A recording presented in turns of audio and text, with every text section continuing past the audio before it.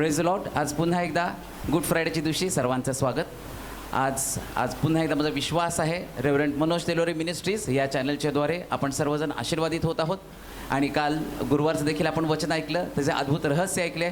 आणि माझा विश्वास आहे की आज देखील शुक्रवार गुड फ्रायडे असताना जे वचन जे आपल्याकडे येणार आहे, जे परमेश्वराचे जे अद्भुत 7 शब्द आहेत, त्याच्याद्वारे देखील आज जे ऐकत आहेत ते सर्वजण आशीर्वादित होणार आहेत. अशाच प्रकारे अधिक आणि अधिक आशीर्वादित होण्यासाठी रेव्हरंड मनोज तेलोरे मिनिस्ट्रीज या चॅनलला लाईक करा, सबस्क्राईब करा.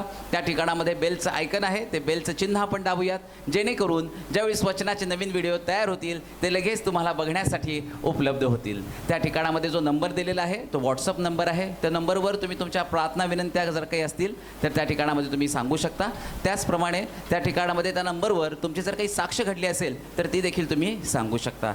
आणि आज खरोखर मंडळीमध्ये पुण्याहून त्याचप्रमाणे सौदी अरेबिया येथून देखील आज विशेष रेव्हरंड मनोज तेलोरे यांचं वचन ऐकण्यासाठी काही पाहुणे देखील या ठिकाणामध्ये सोलापूरमध्ये या ठिकाणामध्ये आलेले आहेत. त्यांचे देखील शिलो पेंटिकॉस्टल चर्चतर्फे स्वागत. यावेळेस आपण परमेश्वराचं वचन जाणून घेऊयात, आपल्या जागेवर उठून उभं राहूयात आणि आपले पास्टर येत असताना जोरदार टाळ्यांनी त्यांचं स्वागत करूयात.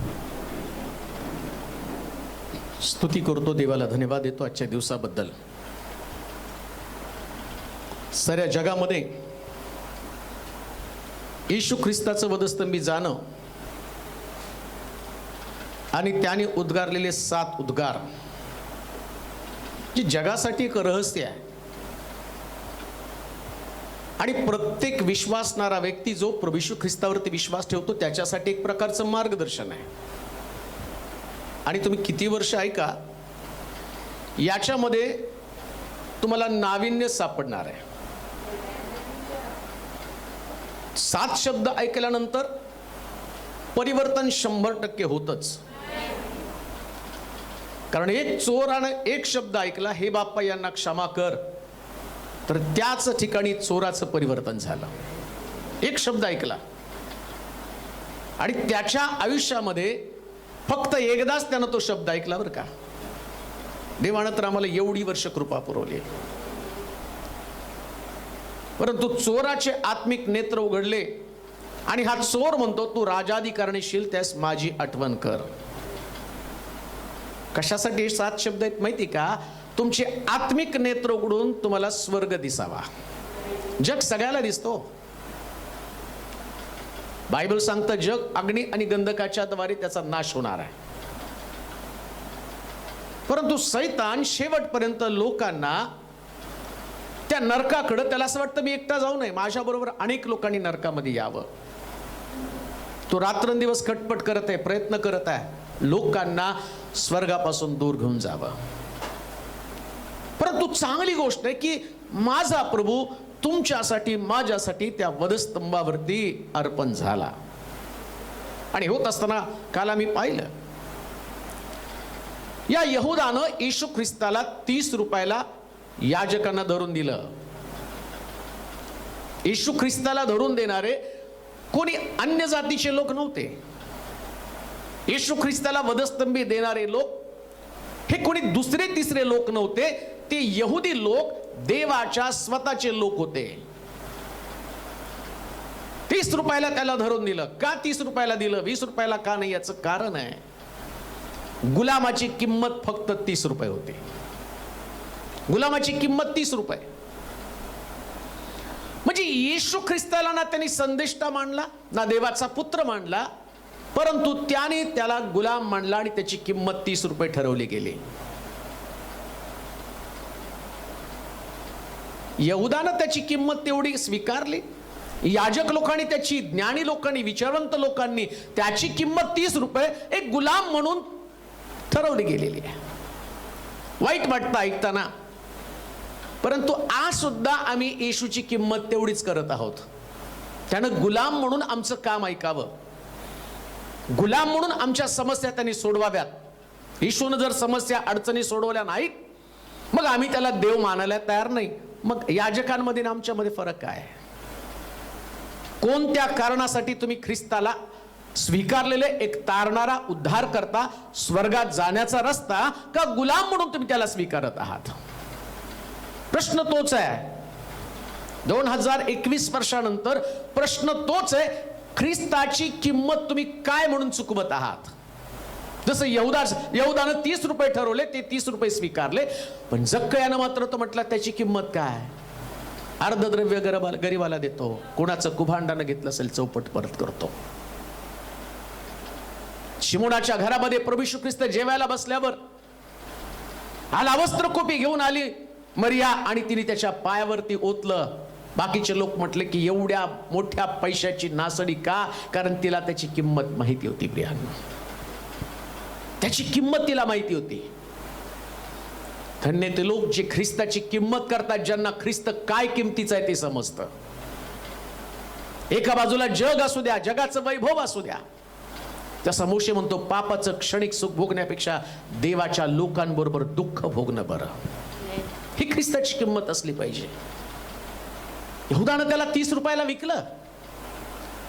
इस्रायल लोकांनी त्याला नाकारलं, यहुदी लोकांनी त्याला नाकारलं. बांधणाऱ्यानं नापसंत केलेला धोंडा कोण शिला झाला, त्याने नाकारलं त्याला. या धोंड्याला त्यांनी नाकारलं. परंतु या धोंड्याची किंमत जी 30 रुपये ठरवली गेली ना, त्याच्या संबंधानं मला वाटतं एक वचन वाचू. आपल्याला पटपट पुढे जायचंय, मला प्रस्तावनेमध्ये जास्त वेळ घालवायचा नाही. परंतु पुढे जात असताना 11वा अध्याय जखर्याचं पुस्तक आणि 13 वचन. जखर्याचं पुस्तक 11वा अध्याय त्याचं 13 वचन. जखर्याचं पुस्तक 11वा अध्याय 13 वचन.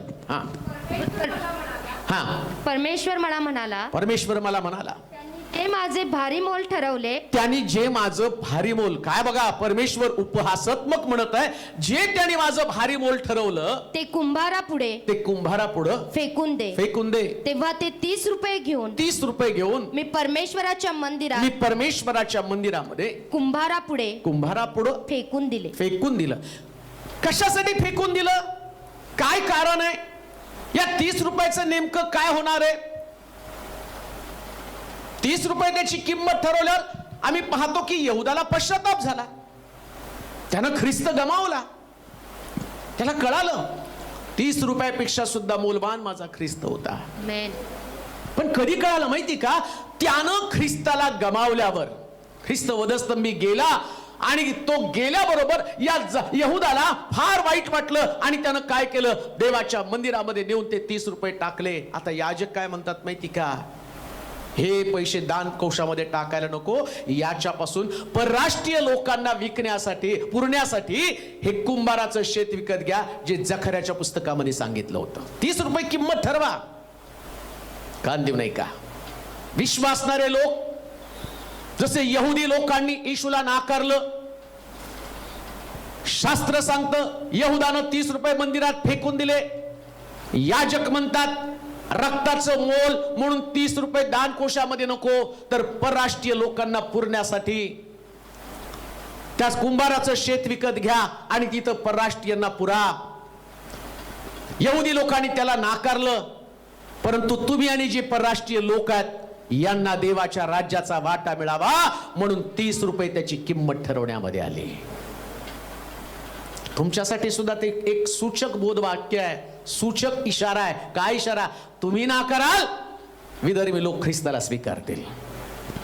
तुम्ही नाकाराल, हरकत नाही, त्याचं बहुमोल असणारी किंमत तुम्ही नाकाराल. तिथं म्हटलं जखर्याच्या पुस्तकामध्ये, त्यानं त्याचं मोल काय ठरवलं? काय वचन वाचा जखर्या परत. परमेश्वर मला म्हणाला, त्यांनी जे माझे भारी मोल ठरवले. तुम्ही आणि त्याचं किती मोल ठरवणार आहात? शुल्लक. तुमच्या दृष्टिकोनातनं ख्रिस्त शुल्लक आहे. कोणासाठी एखादी सिगारेट असेल, कोणासाठी दारूचा एक पॅक असेल, कोणासाठी त्याची वासना असेल, त्याची लालसा असेल, काहीतरी त्याची तुम्ही किंमत. ज्यावेळेस तुम्हाला प्रभूला स्वीकारायचं ना, तुम्ही त्याला नाकारता आणि ही नाकारल्याची किंमत तुम्ही त्याला ठरवली, तर तुमची जागा परराष्ट्रीय लोक घेतील. बायबल सांगतं, मी नाही सांगत. आणि मग येशूला पकडलं, त्याच्या खांद्यावरती क्रूस दिला आणि तो क्रूस वाहत वाहत गुलगुता टेकडीवरती आला. रस्त्याने जाताना अनेक स्त्रिया त्या येशूच्या जखमी अवस्थेला पाहून ते आपल्या ऊर बनवून रडत होता. आणि त्यावेळेस येशू त्यांना म्हटला, माझ्यासाठी रडू नका, तर आपल्यासाठी व आपल्या मुलाबाळांसाठी रडा. दुःख भारी होतं ख्रिस्ताचं. पाहणारा व्यक्ती व्यतीत झालेला होता. जोही व्यक्ती ख्रिस्ताचं दुःख पाहत होता त्याच्या मनामध्ये एकच प्रश्न होता, निर्दोषाला शिक्षा का? निर्दोषाला शिक्षा का? ती पण एवढी भारी शिक्षा का? यरुशलेम कन्या ऊर बडून रडत होता प्रियांनो, आणि येशू म्हटला, तुम्ही माझ्यासाठी रडू नका. आजही चर्चमध्ये बऱ्याच ठिकाणामध्ये जर तुम्ही लोक बघितले 7 शब्दावरती ते रडत असतील, पण त्याच्यासाठी तुम्हाला रडण्याची गरज नाही, त्यानं दुःख भोगलेलं आहे. आज बऱ्याच लोकांना असं वाटलं ख्रिसमस, आज गुड फ्रायडे आणि मग जल्लोष का? आता ख्रिस्त वधस्तंभावर नाही, तो पित्याच्या उजवीकडे आहे. आता नाही दुःख भोगायचं आणि आता दुःख करायचं पण नाही. त्या दिवशी त्यानं दुःख करू दिलं नाही, ज्या दिवशी त्यानं खांद्यावरती क्रूस घेऊन चाललेला होता त्याच पण त्यानं दुःख नाही करू दिलं. माझ्यासाठी रडूच नका म्हटला तो. मग कोणासाठी रडायचंय? स्वतःसाठी. मी देवापासून दूर जाऊ नये. यहुदी लोक ज्यांनी ख्रिस्ताला नाकारलं, बांधणाऱ्यांनी नापसंत केलेला धोंडा, कोणता धोंडा? त्या धोंड्या संबंधानं काय म्हटलेलं आहे? या ख्रिस्तानं त्या गुलगुता टेकडीकडे आपल्या स्वतःचा क्रूस घेऊन त्या ठिकाणामध्ये गेला. का गुलगुता टेकडीकडे गेला? या गुलगुता टेकडीचं वैशिष्ट्य आहे, या गुलगुता टेकडीचा जो आकार आहे तो कवटीचा आकार आहे. त्याला असं म्हणतात, ते आदामाच्या कवटीची जागा. आदामाची कवटी. त्या गुलगुता टेकडीला दुसरा शब्द वापरला गेला आणि त्याला म्हटलं आदामाची कवटी. म्हणजे पहिल्या आदामानं जो देवानी आपल्या प्रतिरूपाचा निर्माण केला, त्या आदामानं देवाची आज्ञा मोडली. नीट आहे का? देवाची आज्ञा मोडली आणि त्याच ठिकाणामध्ये येशू ख्रिस्त जो दुसरा आदाम, तो आपला वधस्तंभ घेऊन तिथं जात असताना एक सूचक इशारा त्यानं दिला. ज्या आदामानं देवाची जागा मोडली, देवाची आज्ञा मोडली, तो आदाम कवटीच्या रूपानं अजूनही त्या टेकडीवरती सांगतो, जो आज्ञा मोडतो त्याची कवटी लोकांना साक्ष देते. काय साक्ष? बागेतनं हकललं आणि कवटीच्या जागेवरती मी आलो. पण दुसरा आदाम देवाची आज्ञा पूर्ण करत असताना त्या टेकडीवरती सांगतो, मी तिथं होतो पण आता मी तिथं नाही, मी स्वर्गामध्ये. आता ख्रिस्ताची कवटी नाही, ख्रिस्ताची रिकामी कबर आहे. आणि ती कबर सांगती, देवाच्या आज्ञेमध्ये राहणं याच्यापेक्षा सुंदर अनुभव नाही. आज्ञा मोडणं तर कवटीची जागा, कवटी त्या ठिकाणात साक्ष देत आहे. काही झालं तर देवाची आज्ञा मोडू नका. किंमत चुकवावी लागली तरी चालेल. यहुदानं जे पाप केलं ते तुमच्याकडनं घडता कामा नये. यहुदानं ज्या गोष्टी केल्या त्या आमच्या जीवनामध्ये आम्ही त्याचा नाकार करावा. आणि मग आम्ही पाहतो या ख्रिस्ताला त्या ठिकाणामध्ये त्या गुलगुता टेकडीकडे तो गेला आणि आम्ही पाहतो 4 कोर्टामध्ये 3 कोर्टामध्ये 4 वेळा त्याचा न्याय झाला एका रात्रीमध्ये. आणि त्याला स्वतःला तो निर्दोष असताना सुद्धा त्याला दोषी ठरवलं आणि त्याला 39 फटके मारले. त्याच्या डोक्यात काट्यांचा मुकुट घातला आणि तो मुकुट घालत असताना बायबल सांगतं की तो धोंडा जो जखऱ्याच्या पुस्तकामध्ये सांगितला होता, ज्या लोकांनी नापसंत केला, हा धोंडा मंडळीचं बांधकाम, एका सेवकाचं बांधकाम, एक आत्मिक व्यक्तीचं बांधकाम, जे देवाच्या राज्याचं बांधकाम. परंतु बांधकाम करत असताना हे बांधकाम इतकं सुंदर रेखीव असावं, कन्स्ट्रक्टिव्ह असावं आणि आकर्षक असावं, याच्यासाठी बांधकामाचा तो चिरा जो आहे ना, आणि त्या चिऱ्याला देवानं आकार दिला. बांधकाम चांगलं पाहिजे. बांधकाम सगळीकडे चालू आहे. सगळ्याच मंडळ्या 7 शब्दाचं मनन करत आहे. मनन करणं चांगलं आहे, पण लागूकरण करणं त्याच्यापेक्षा चांगलं आहे. मनन करू नका असं मी म्हणत नाही, पण लागूकरण करून घ्या. मग काय लागूकरण करायचं? फक्त रडायचं, अश्रू गाळायचे, किंवा वक्ता खूप सुंदर बोलला, छान प्रीचिंग ऐकलं आणि मग बरं वाटलं, कानाची खाज जिरवण्याचं काम केलं. याच्या पलीकडे आम्ही काही नाही केलं. आम्हाला त्याच्या पलीकडे जाऊन काहीतरी करायचं. काय करायचंय? बांधकामाचा धोंडा. आणि या बांधकामाच्या धोंड्याला जकर्याच्या पुस्तकामध्ये जाऊया, 3रा अध्याय आणि त्याचं 9वं वचन. मी यहोशुवा पुढे ठेवलेला चिरा पहा एका चिऱ्याला 7 डोळे आहेत. 7 डोळे आहेत. पहा सेनाधीश परमेश्वर म्हणतो, मी त्यावर नक्षी खोदीन. तो म्हणतो की एक यहोशुवा पुढे ठेवलेला चिरा मी पाहिला. आणि या चिऱ्याचं वैशिष्ट्य काय? या चिऱ्याला नक्षी खोदत. कसली नक्षी? डोळ्याची नक्षी. 7 काय लिहिले तिथं? 7 डोळे आहेत. किती त्या चिऱ्यावरती? किती? 7 डोळ्याची नक्षी. कशासाठी? तो चिरा अट्रॅक्टिव्ह दिसावा, बांधकाम चांगलं व्हावं. सुरुवातीलाच मी तुम्हाला सांगितलं, बांधणाऱ्यानं नापसंत केलेला धोंडा कोण शिला झाला? मग धोंडा तर प्रभू श्री ख्रिस्त, त्याला नाकारलं. आणि परमेश्वराची अपेक्षा काय? हा धोंडा बांधकामाला योग्य अट्रॅक्टिव्ह बनावा, याच्यासाठी या दगड्यामध्ये, या चिऱ्यामध्ये आणि नक्षी खोदावी लागणार आहे. आणि नक्षी खोदत असताना त्या चिऱ्यामध्ये 7 डोळ्यांची गरज आहे. मग प्रभू येशू ख्रिस्तानं 7 शब्द का उद्गारले माहिती का? अट्रॅक्टिव्ह नक्षी बनावी आणि बांधकाम त्याच्यामध्ये व्हावं. आमेन. आणि डोळेच का सांगितले हो? त्याचं कारण आहे, डोळे दिशा दाखवतात, डोळे ज्ञान देतात, डोळे जाणीव करून देतात. डोळ्यांच्या द्वारे तुम्ही पाहता, डोळ्यांमुळेच तुम्ही चालता. डोळे नसतील तर तुम्हाला कोणाला तरी धरून चालावं लागेल, कशाचा तरी तुम्हाला आधार घ्यावा लागेल. तसं आम्हाला आमचं आत्मिक जीवन, आम्हाला आमच्या आत्मिक जीवनाची वाटचाल करण्यासाठी, एक बिलिव्हर्स म्हणून जगण्यासाठी मला ख्रिस्ताच्या नेत्राची गरज आहे, त्या धोंड्याच्या असणाऱ्या नक्षीची गरज आहे. मग 7 शब्द त्यांनी का उद्गारले? कारण चिऱ्याला 7 डोळे आहेत. आमेन. 8 का नाही, 6 का नाही, 5 का नाही. जखर्याच्या पुस्तकात सांगितलं होतं त्याला 7 डोळे असावे, म्हणून ख्रिस्तानं वधस्तंभावरून 7 उद्गार उद्गारले. आमेन. ते पण एक रहस्य आहे. काय रहस्य?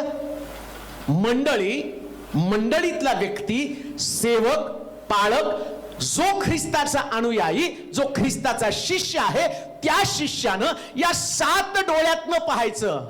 म्हणजे हे 7 डोळे जे तुम्हाला मार्ग दाखवतात, तुमच्या डोळ्याला जे दिसतं त्याच्याप्रमाणे तुम्हाला चालायचंय.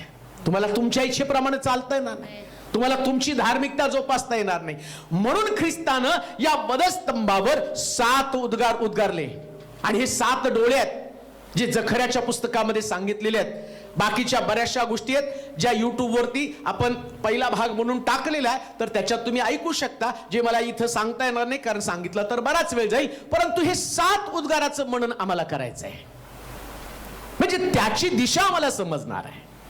वधस्तंभावरचे 7 उद्गार ज्या ख्रिस्ताला वधस्तंभी दिलं, आणि तिथून जो पहिला उद्गार त्यानं उद्गारला त्याच्या संबंधानं लुकाचं शुभवर्तमान 23वा अध्याय आणि त्याचं 34 वचन आपण वाचणार आहोत. लुकाचं शुभवर्तमान 23वा अध्याय 34 वचन. तेव्हा येशू म्हणाला, हे बाप्पा, त्यांना क्षमा कर, कारण ते काय करतात. हे बाप्पा, त्यांना क्षमा कर, कारण ते काय करीतात. कारण ते काय करतात हे त्यांना समजत नाही. हे त्यांना समजत नाही. नंतर त्याची वस्त्र आपसात वाटून घेण्यासाठी त्यांनी चिठ्ठ्या टाकल्या. लोक पाहत उभे होते. बस पहिला उद्गार. यहोशुवा जखर्याच्या पुस्तकामध्ये म्हणतो की यहोशुवा समोर मी एक चिरा पाहिला. त्या चिऱ्याला 7 डोळे नक्षीकाम खोदून ठेवलेलं होतं. आणि त्यातला एक डोळा कोणता होता? तर प्रभू येशू ख्रिस्तानं उद्गारलेला पहिला उद्गार, जो जगाला दिशा दाखवत आहे, जो परिवाराला दिशा दाखवत आहे, जो मंडळीला दिशा दाखवत आहे, जो काम करतो त्या ठिकाणच्या व्यक्तीला दिशा दाखवत आहे. आणि ती दिशा कोणती माहिती का? हे बाप्पा, यांना क्षमा कर. हे बाप्पा, यांना क्षमा कर. आणि तिथं असं लिहिलं, ज्यावेळेस हा शब्द त्याने उद्गारला आणि त्याच वेळेस या लोकांनी त्याची वस्त्र आपापसात वाटून घेतली, चिठ्ठ्या टाकल्या. त्याने चिठ्ठ्या टाकल्या आणि त्याची वस्त्र आपापसात वाटून घेतली. पण त्याने घ्यायची म्हणून घेतली नाही बरं का. स्तोत्र 22व्या अध्यायाच्या 18 वचनामध्ये या दाविदाला ते प्रगटीकरण आधीच झालेलं होतं. वाचा बरं स्तोत्र 22वा अध्याय आणि त्याचं 18 वचन. ते माझी वस्त्रे आपसात वाटून घेतात आणि माझ्या जग्यावर चिठ्ठ्या टाकतात. त्यानं त्याची वस्त्र, येशूची वस्त्र आपापसात वाटून घेतली. असं काय येशूकडे राजवस्त्र होती का? प्रश्न तोच आहे. आणि त्याची वस्त्र चिठ्ठ्या टाकून आपापसात वाटून घेतली. अशी ती वस्त्र किती मौल्यवान होती. तो तर एक साधा संदेष्टा होता. त्याच्या वस्त्राची किंमत काय एवढी भारी नव्हती. पण ती वस्त्र वाटून घेणं गरजेचं होतं. का हो माहिती का? वस्त्र म्हणजे धार्मिकता आहे. जगातल्या प्रत्येक व्यक्तीपर्यंत ख्रिस्ताची धार्मिकता जावी याच्यासाठी त्याच्या वस्त्राची वाटणी होणं पण गरजेची होते. अनेक लोकांनी धर्म स्थापन केलं, धर्माच्या संकल्पना समजावून सांगितल्या, पण खरा धर्म कोणता आहे हे कोणी समजावून सांगितलं नाही. प्रभू येशू ख्रिस्त धर्म स्थापन करण्यासाठी आला नाही, जीवन परिवर्तन करण्यासाठी आला. म्हणतो म्हटलं चोर येतो चोरी घात व नाश करण्यासाठी, पण मी आलो तुम्हाला जीवन देण्यासाठी. धर्म आले, धर्मानं काय सांगितलं? तुमचा धर्म वाचायचा तर तुम्हाला दुसऱ्या धर्माला मारावं लागेल, परंतु त्यानं धर्म नव्हे जीवन वाचवण्यासाठी गाणं मी गायलं. कालवरीच्या वाटेवरती असलं घडलं नव्हतं, खांद्यावरती मरण घे म्हणून जीवन चालत होतं. हा ख्रिस्त आपल्या खांद्यावरती मरण घेऊन आणि जीवन स्वतःचं मरण घेऊन लोकांचं जीवन घेऊन चालत होता. आणि लक्षात घ्या, लोकांना जर जीवन द्यायचंय, आता खरं रिव्हिलेशन, आता खरं रिव्हिलेशन. त्याला माहितीये जर लोकांना जीवन द्यायचं तर त्याच्यासाठी क्षमेची गरज आहे, क्षमेची गरज आहे. याच्या अगोदर परमेश्वरानं ज्या ज्या वेळेस लोक चुकले त्या त्यावेळेस त्यांना दंड देत गेला. मनुष्य निर्माण केल्याचा अनुताप झाला म्हणून उत्पत्तीच्या पुस्तकामध्ये देवानं त्यांच्यासाठी योजना केली. तो नोहाला म्हटलं आपलं कुटुंब घेऊन तारवामध्ये जा. 8 लोक फक्त तारवामध्ये गेले, जग मरून गेलं. त्याला कळलं लोक बदलत नाहीत.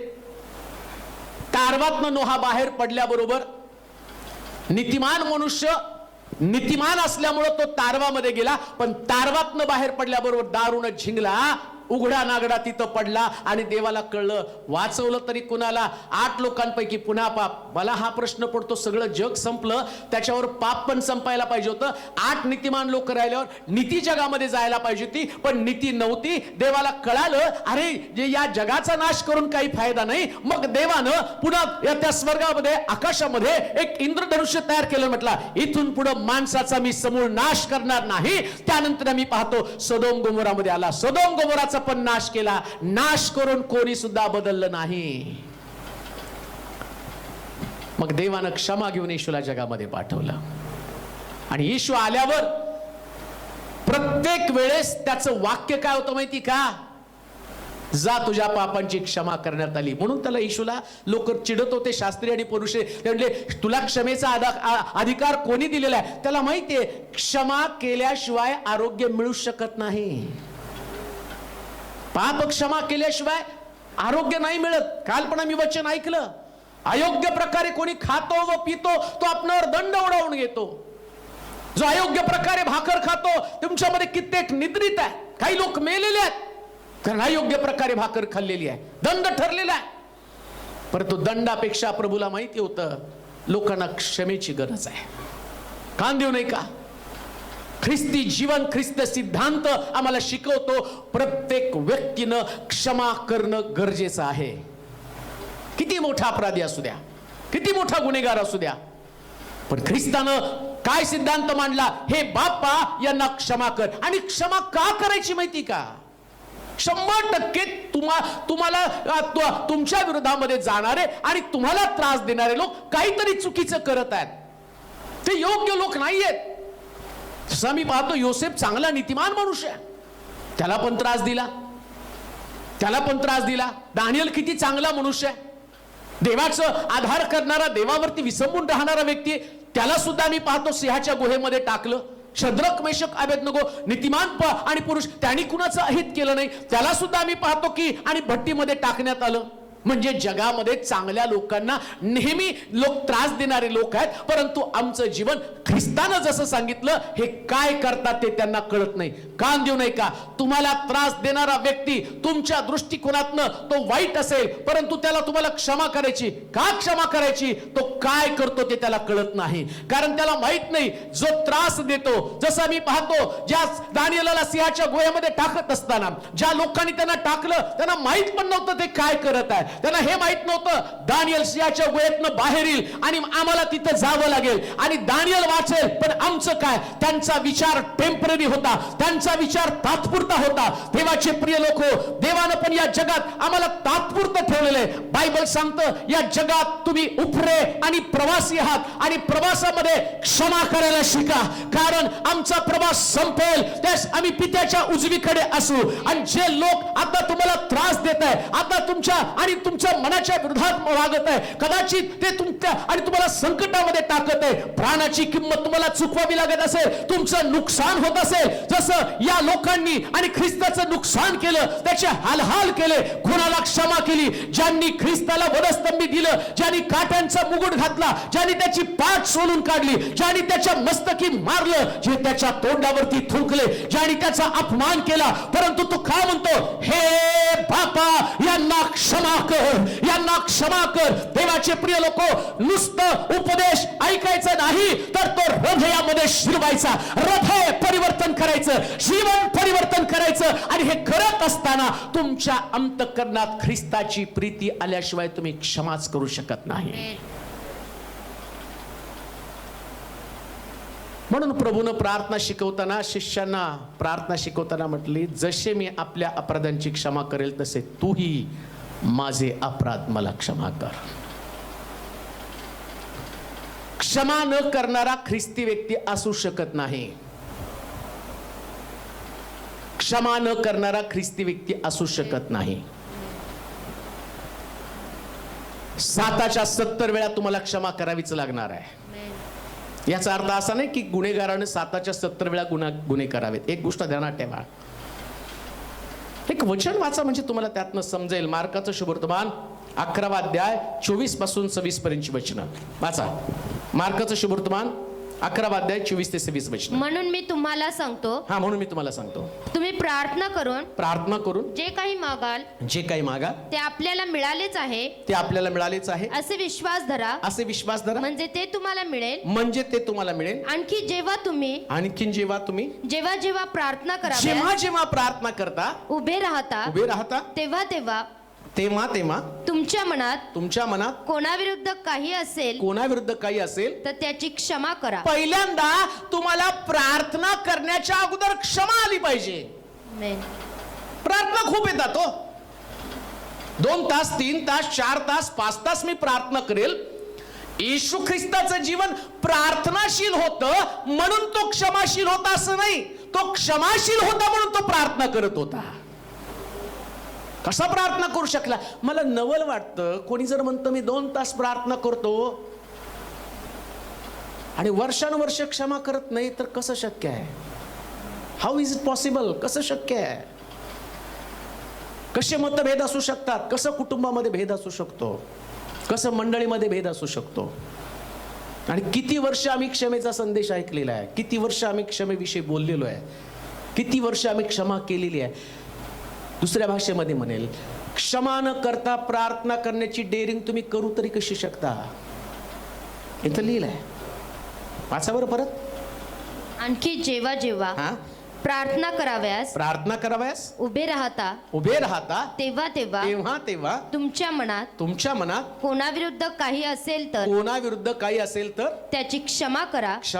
अशासाठी की हो, तुमच्या स्वर्गातील पित्यानेही तुम्हाला तुमच्या अपराधांची क्षमा करावी. जोपर्यंत तुम्ही क्षमा करत नाही, तुम्ही लाख म्हटला ना, मी तुझ्या समोर उपडं पडतो देवा, येशूच्या रक्तानं मला धु, शुद्ध कर, पवित्र कर, मला स्वर्गामध्ये घेऊन जा, तो म्हणतो ते घडूच शकत नाही. कारण तो म्हटला प्रार्थना करण्यापूर्वी तुम्ही आपापसात एकमेकाला क्षमा करा, मग तुम्ही प्रार्थना करा.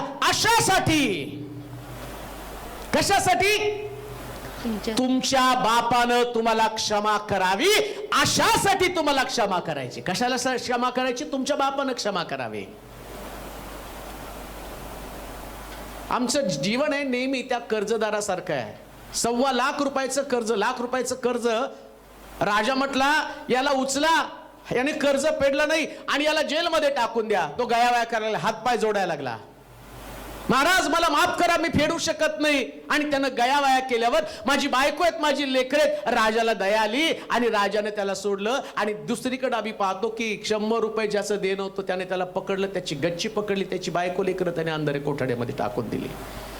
राजाच्या कानावरती वार्ता गेली, 100 रुपयासाठी यानं त्याच्या हाताखालच्या माणसाला पकडलं आणि अंधाऱ्या कोठडीमध्ये टाकलं. तो म्हटलं, मी तुझं 1,00,000 रुपयाचं देणं माफ केलं, तू 100 रुपयाचं करू शकत नाही का? आम्ही तर प्रभूचे फार मोठे देणेकरी आहेत. आमच्या डोक्याच्या मोबदल्यामध्ये त्याच्या डोक्यात काट्याचा मुकुट घातला, आमच्या हातातल्या वाईट कर्मांमुळे त्याच्या हातामध्ये खेळ टोकले, आमच्या हृदयातल्या घाणीमुळे त्याच्या कुशीमध्ये भाला भोसकला. आमचं अंतःकरण सर्व दुर्गंधीयुक्त असताना ख्रिस्ताचं अंतःकरण छेदलं गेलं. इतकं मोठं पाप आहे, आम्ही एकमेकाच्या छोट्याशा पापांची क्षमा करू शकत नाही का? समस्या तीच आहे. हे बाप्पा यांना क्षमा कर. क्षमा करायची कुणाला? जे तुम्हाला छळतात त्यांनाच तुम्हाला क्षमा करावी लागेल. आणि क्षमा कधी करायची माहिती का? जेव्हा तुम्ही दुःख भोगता त्याच वेळेस तुम्हाला क्षमा करावी लागते. क्षमा कधी करावी लागते माहिती का? ज्यावेळेस तुम्हाला अपराधांमध्ये गणलं जातं. 2 चोराच्या मध्ये याला लटकवलेले एक दोषी व्यक्ती म्हणून त्या ठिकाणात आहे, त्यानं स्वतःचं निर्दोषत्व सिद्ध केलं नाही.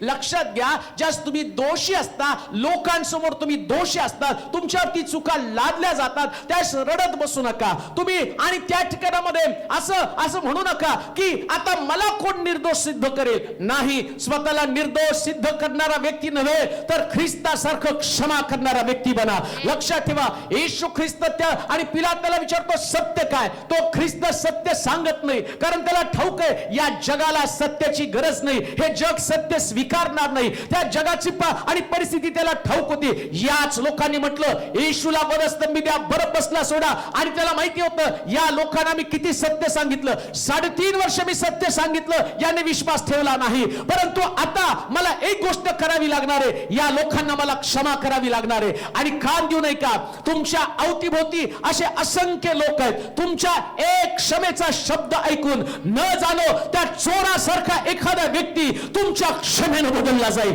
तुमची क्षमा ऐकेल. चोरानं नुसतं ऐकलं हे बापा यांना क्षमा कर म्हटल्याबरोबर या चोरामध्ये आत्मविश्वास आला, मला सुद्धा क्षमा मिळू शकते, मला सुद्धा क्षमा मिळू शकते. जगातल्या प्रत्येक व्यक्तीला देवाच्या राज्याची गरज आहे. प्रत्येक व्यक्तीला प्रभूच्या राज्यामध्ये येणं गरजेचं आहे. लक्षात ठेवा, जग सैतानाच्या अधीन झालं, पण तिथं तुमची क्षमा अनेक लोकांना देवाच्या राज्यामध्ये घेऊन येईल. आणि लक्षात द्या, क्षमा करणारे लोक हे जगात सगळ्यात मोठे लोक आहेत. ख्रिस्त सगळ्यांमध्ये मोठा झाला. यरुशलेमेतल्या छोट्या गावातला ख्रिस्त आमच्या महाराष्ट्रापेक्षा सुद्धा कमी, खूप बारीक आहे बरं का इस्रायल. पण अनुयायी जगात 2021 पूर्वी त्यांनी नुसतं क्षमा करा म्हटला तर आज जगात चर्चेस चालू आहेत. कारण जगाला क्षमेने जिंकलं त्यानं. तुम्हाला तुमचा परिवार जिंकायचा असेल, मंडळी जिंकायची असेल, गाव जिंकायचे असेल ना, तर क्षमाच आवश्यक आहे प्रियानो. किती काळ आम्ही अशाच प्रकारचं जीवन जगणार आहेत, एकमेकाला क्षमा न करता आम्ही किती काळ कंठत राहणार आहोत. आणि लक्षात द्या, क्षमा केल्यानं मनुष्य हलका बनतो. येशू ख्रिस्ताला वधस्तंभावरचं दुःख पेलवण्याची ताकद कुठून आली माहिती का? तो फक्त म्हटला ना, हे बाप्पा यांना क्षमा कर, त्याचं दुःखच हलकं झालं. जास्त काळ दडपणामधलं जीवन जगू नका, क्षमा करून टाका. गुन्हेगारांना क्षमा करा. मत्तयाचं शुभवर्तमान 18 अध्याय 31 पासून 35 पर्यंतची वचनं पटपट वाचूया. मत्तयाचं शुभवर्तमान 18 अध्याय 31 ते 35 वचनं वाचा. क्षमा न केल्यानं काय होतं वाचूया. तेव्हा घडलेला हा प्रकार पाहून त्याचे सोबतीचे दास अतिशय दुःखी झाले. आणि त्यांनी येऊन सर्व काही आपल्या धन्याला स्पष्ट सांगितले. कान देऊ नये का? तेव्हा त्याच्या धन्याने त्याला बोलावून म्हटलं, अरे दुष्ट दासा, तू गयावया केल्यामुळे मी ते सर्व देणे तुला सोडले होते. मी जशी तुझ्यावर दया केली. बस, आता एवढं सगळं मला सांगता येणार नाही, पण थोडकं त्यातलं तुम्हाला सांगून जातो. ज्या दिवशी तुम्ही क्षमा करत नाही ना, तर सोबती तुमच्या बरोबर असतो. कोण आहे तुमचा सोबती? पवित्र आत्मा. आमेन म्हणाल का? आमेन. कोण आहे तुमच्या सोबती? पवित्र आत्मा. आणि हा पवित्र आत्मा तुम्ही जिथं जाता तिथं तुमच्या संगती आहे. जिथं जाल तिथं पवित्र आत्मा सांगते आहे. आमेन. आणि तुम्ही क्षमा करत नाही ना तर तो धन्याकडे जातो. मी जातो तुमच्यासाठी कैवारी आत्मा पाठवतो, पवित्र आत्मा तुम्हावर येईल, तुम्हाला सामर्थ्य प्राप्त होईल, हे येशूनं सांगितलं. आता इथं काय होतं माहिती का? तुम्ही क्षमा न करणारं अंतःकरण घेऊन चालता, तुम्ही प्रार्थना करता, त्यास तुमच्या सोबती पवित्र आत्मा दुःखी होतो आणि तो कंप्लेंट वर देवाजवळ करायला सुरुवात करतो. आणि ज्यावेळेस देव ती कंप्लेंट ऐकतो ना, त्यास देव तुम्हाला पहिल्यापेक्षा भयानक स्थितीमध्ये टाकून देतो. पहिल्यापेक्षा भयानक स्थितीमध्ये. म्हणून म्हटलं ख्रिस्ती जीवन हे प्रॅक्टिकल जीवन आहे. आणि ख्रिस्ती जीवनाचा गाभा जर काय असेल ना, क्षमा. किती पण मोठा अपराध असू द्या, किती मोठी चूक असू द्या, क्षमा करावीच लागणार आहे, क्षमा मागावी लागणार आहे. क्षमा करणारा व्यक्ती मोठा बनतो प्रियांनो. दुसरी अजून एक गोष्ट तुम्हाला सांगतो की क्षमा केल्यानं तुम्ही हरवलेली व्यक्ती परत मिळवता. उधळ्या पुत्र हरवला, पण तो गेला बापाकडे आणि म्हटला, बाबा तुमच्या विरुद्ध आणि स्वर्गाविरुद्ध मी पाप केलेला आहे.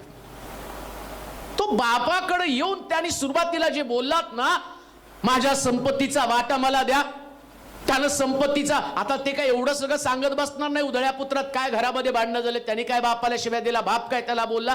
पण लक्षात घ्या, ज्या प्रॉपर्टीची वाद होतील ना, बऱ्याच घडामोडी तिथं घडलेल्या आहेत, पण बापानं ते डोक्यात ठेवलं नाही, माझा मुलगा मला काय बोलला.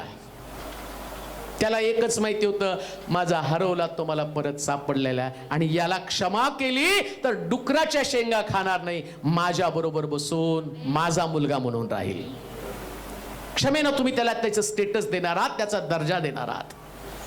हा दर्जा त्यांना देऊन टाका परत. येशू ख्रिस्त चोराला तो क्षमा करतो, त्याला दर्जा देतो, चोर म्हणून नाही, आता त्याचं लेकरू म्हणून त्याच्या बाजूला तो बसवतो. ही गोष्ट आहे प्रियांनो. हे बापा यांना क्षमा कर. ही क्षमा तुमच्या जीवनामध्ये अतिशय महत्वाची. का महत्वाची? अजून एक वचन वाचा, मग पुढच्या ह्याच्याकडे जाणार आहोत. करंथीकराचं दुसरं पत्र, त्याचा दुसरा अध्याय 10 आणि 11 वचन. करंथीकराचं दुसरं पत्र, दुसरा अध्याय 10 आणि 11 वचन. ज्या कोणाला तुम्ही एखाद्या गोष्टीची क्षमा करिता त्याला त्याबाबत मीही क्षमा करतो. कारण मी क्षमा केली असली तर ज्या कशाची क्षमा केली ती तुम्हा करिता ख्रिस्ता समक्ष केली आहे. अशा हेतूने की कशासाठी क्षमा करायची? आपल्यावर सैतानाचे वर्चस्व होऊ नये. त्याचे विचार आपल्याला कळत नाही. कुणाचे विचार कळत नाही? सैतानाचे विचार कळत नाही. सैतानाला काय वाटतं की कायम तुम्ही न क्षमा करता चर्चला जावं, प्रभू भोजन घ्यावं, उपदेश ऐकावा, तुम्ही प्रार्थना करावी, तुम्ही दानधर्म करावा, तुम्ही लोकांना वचन सांगावं. आणि मग आम्ही म्हणतो, आम्ही एवढी प्रार्थना करतो, एवढं वचन सांगतो, माझ्या मनात शांती नाही आणि मला अशांत वाटतं, मी प्रॉब्लेम मध्ये. अरे बाबा, सगळ्या प्रॉब्लेमचं सोल्युशन एकच आहे, क्षमा कर. क्षमा केल्यावर शांत झोप लागते. कारण का? कळतं आज रात्री प्रभू आला तर त्याच्या बरोबर जाणार आहे.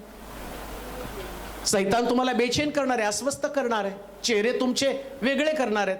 क्षमा न करणाऱ्या माणसाचं तोंड फुगलेलं असतं. कशाला तोंड फुगवता?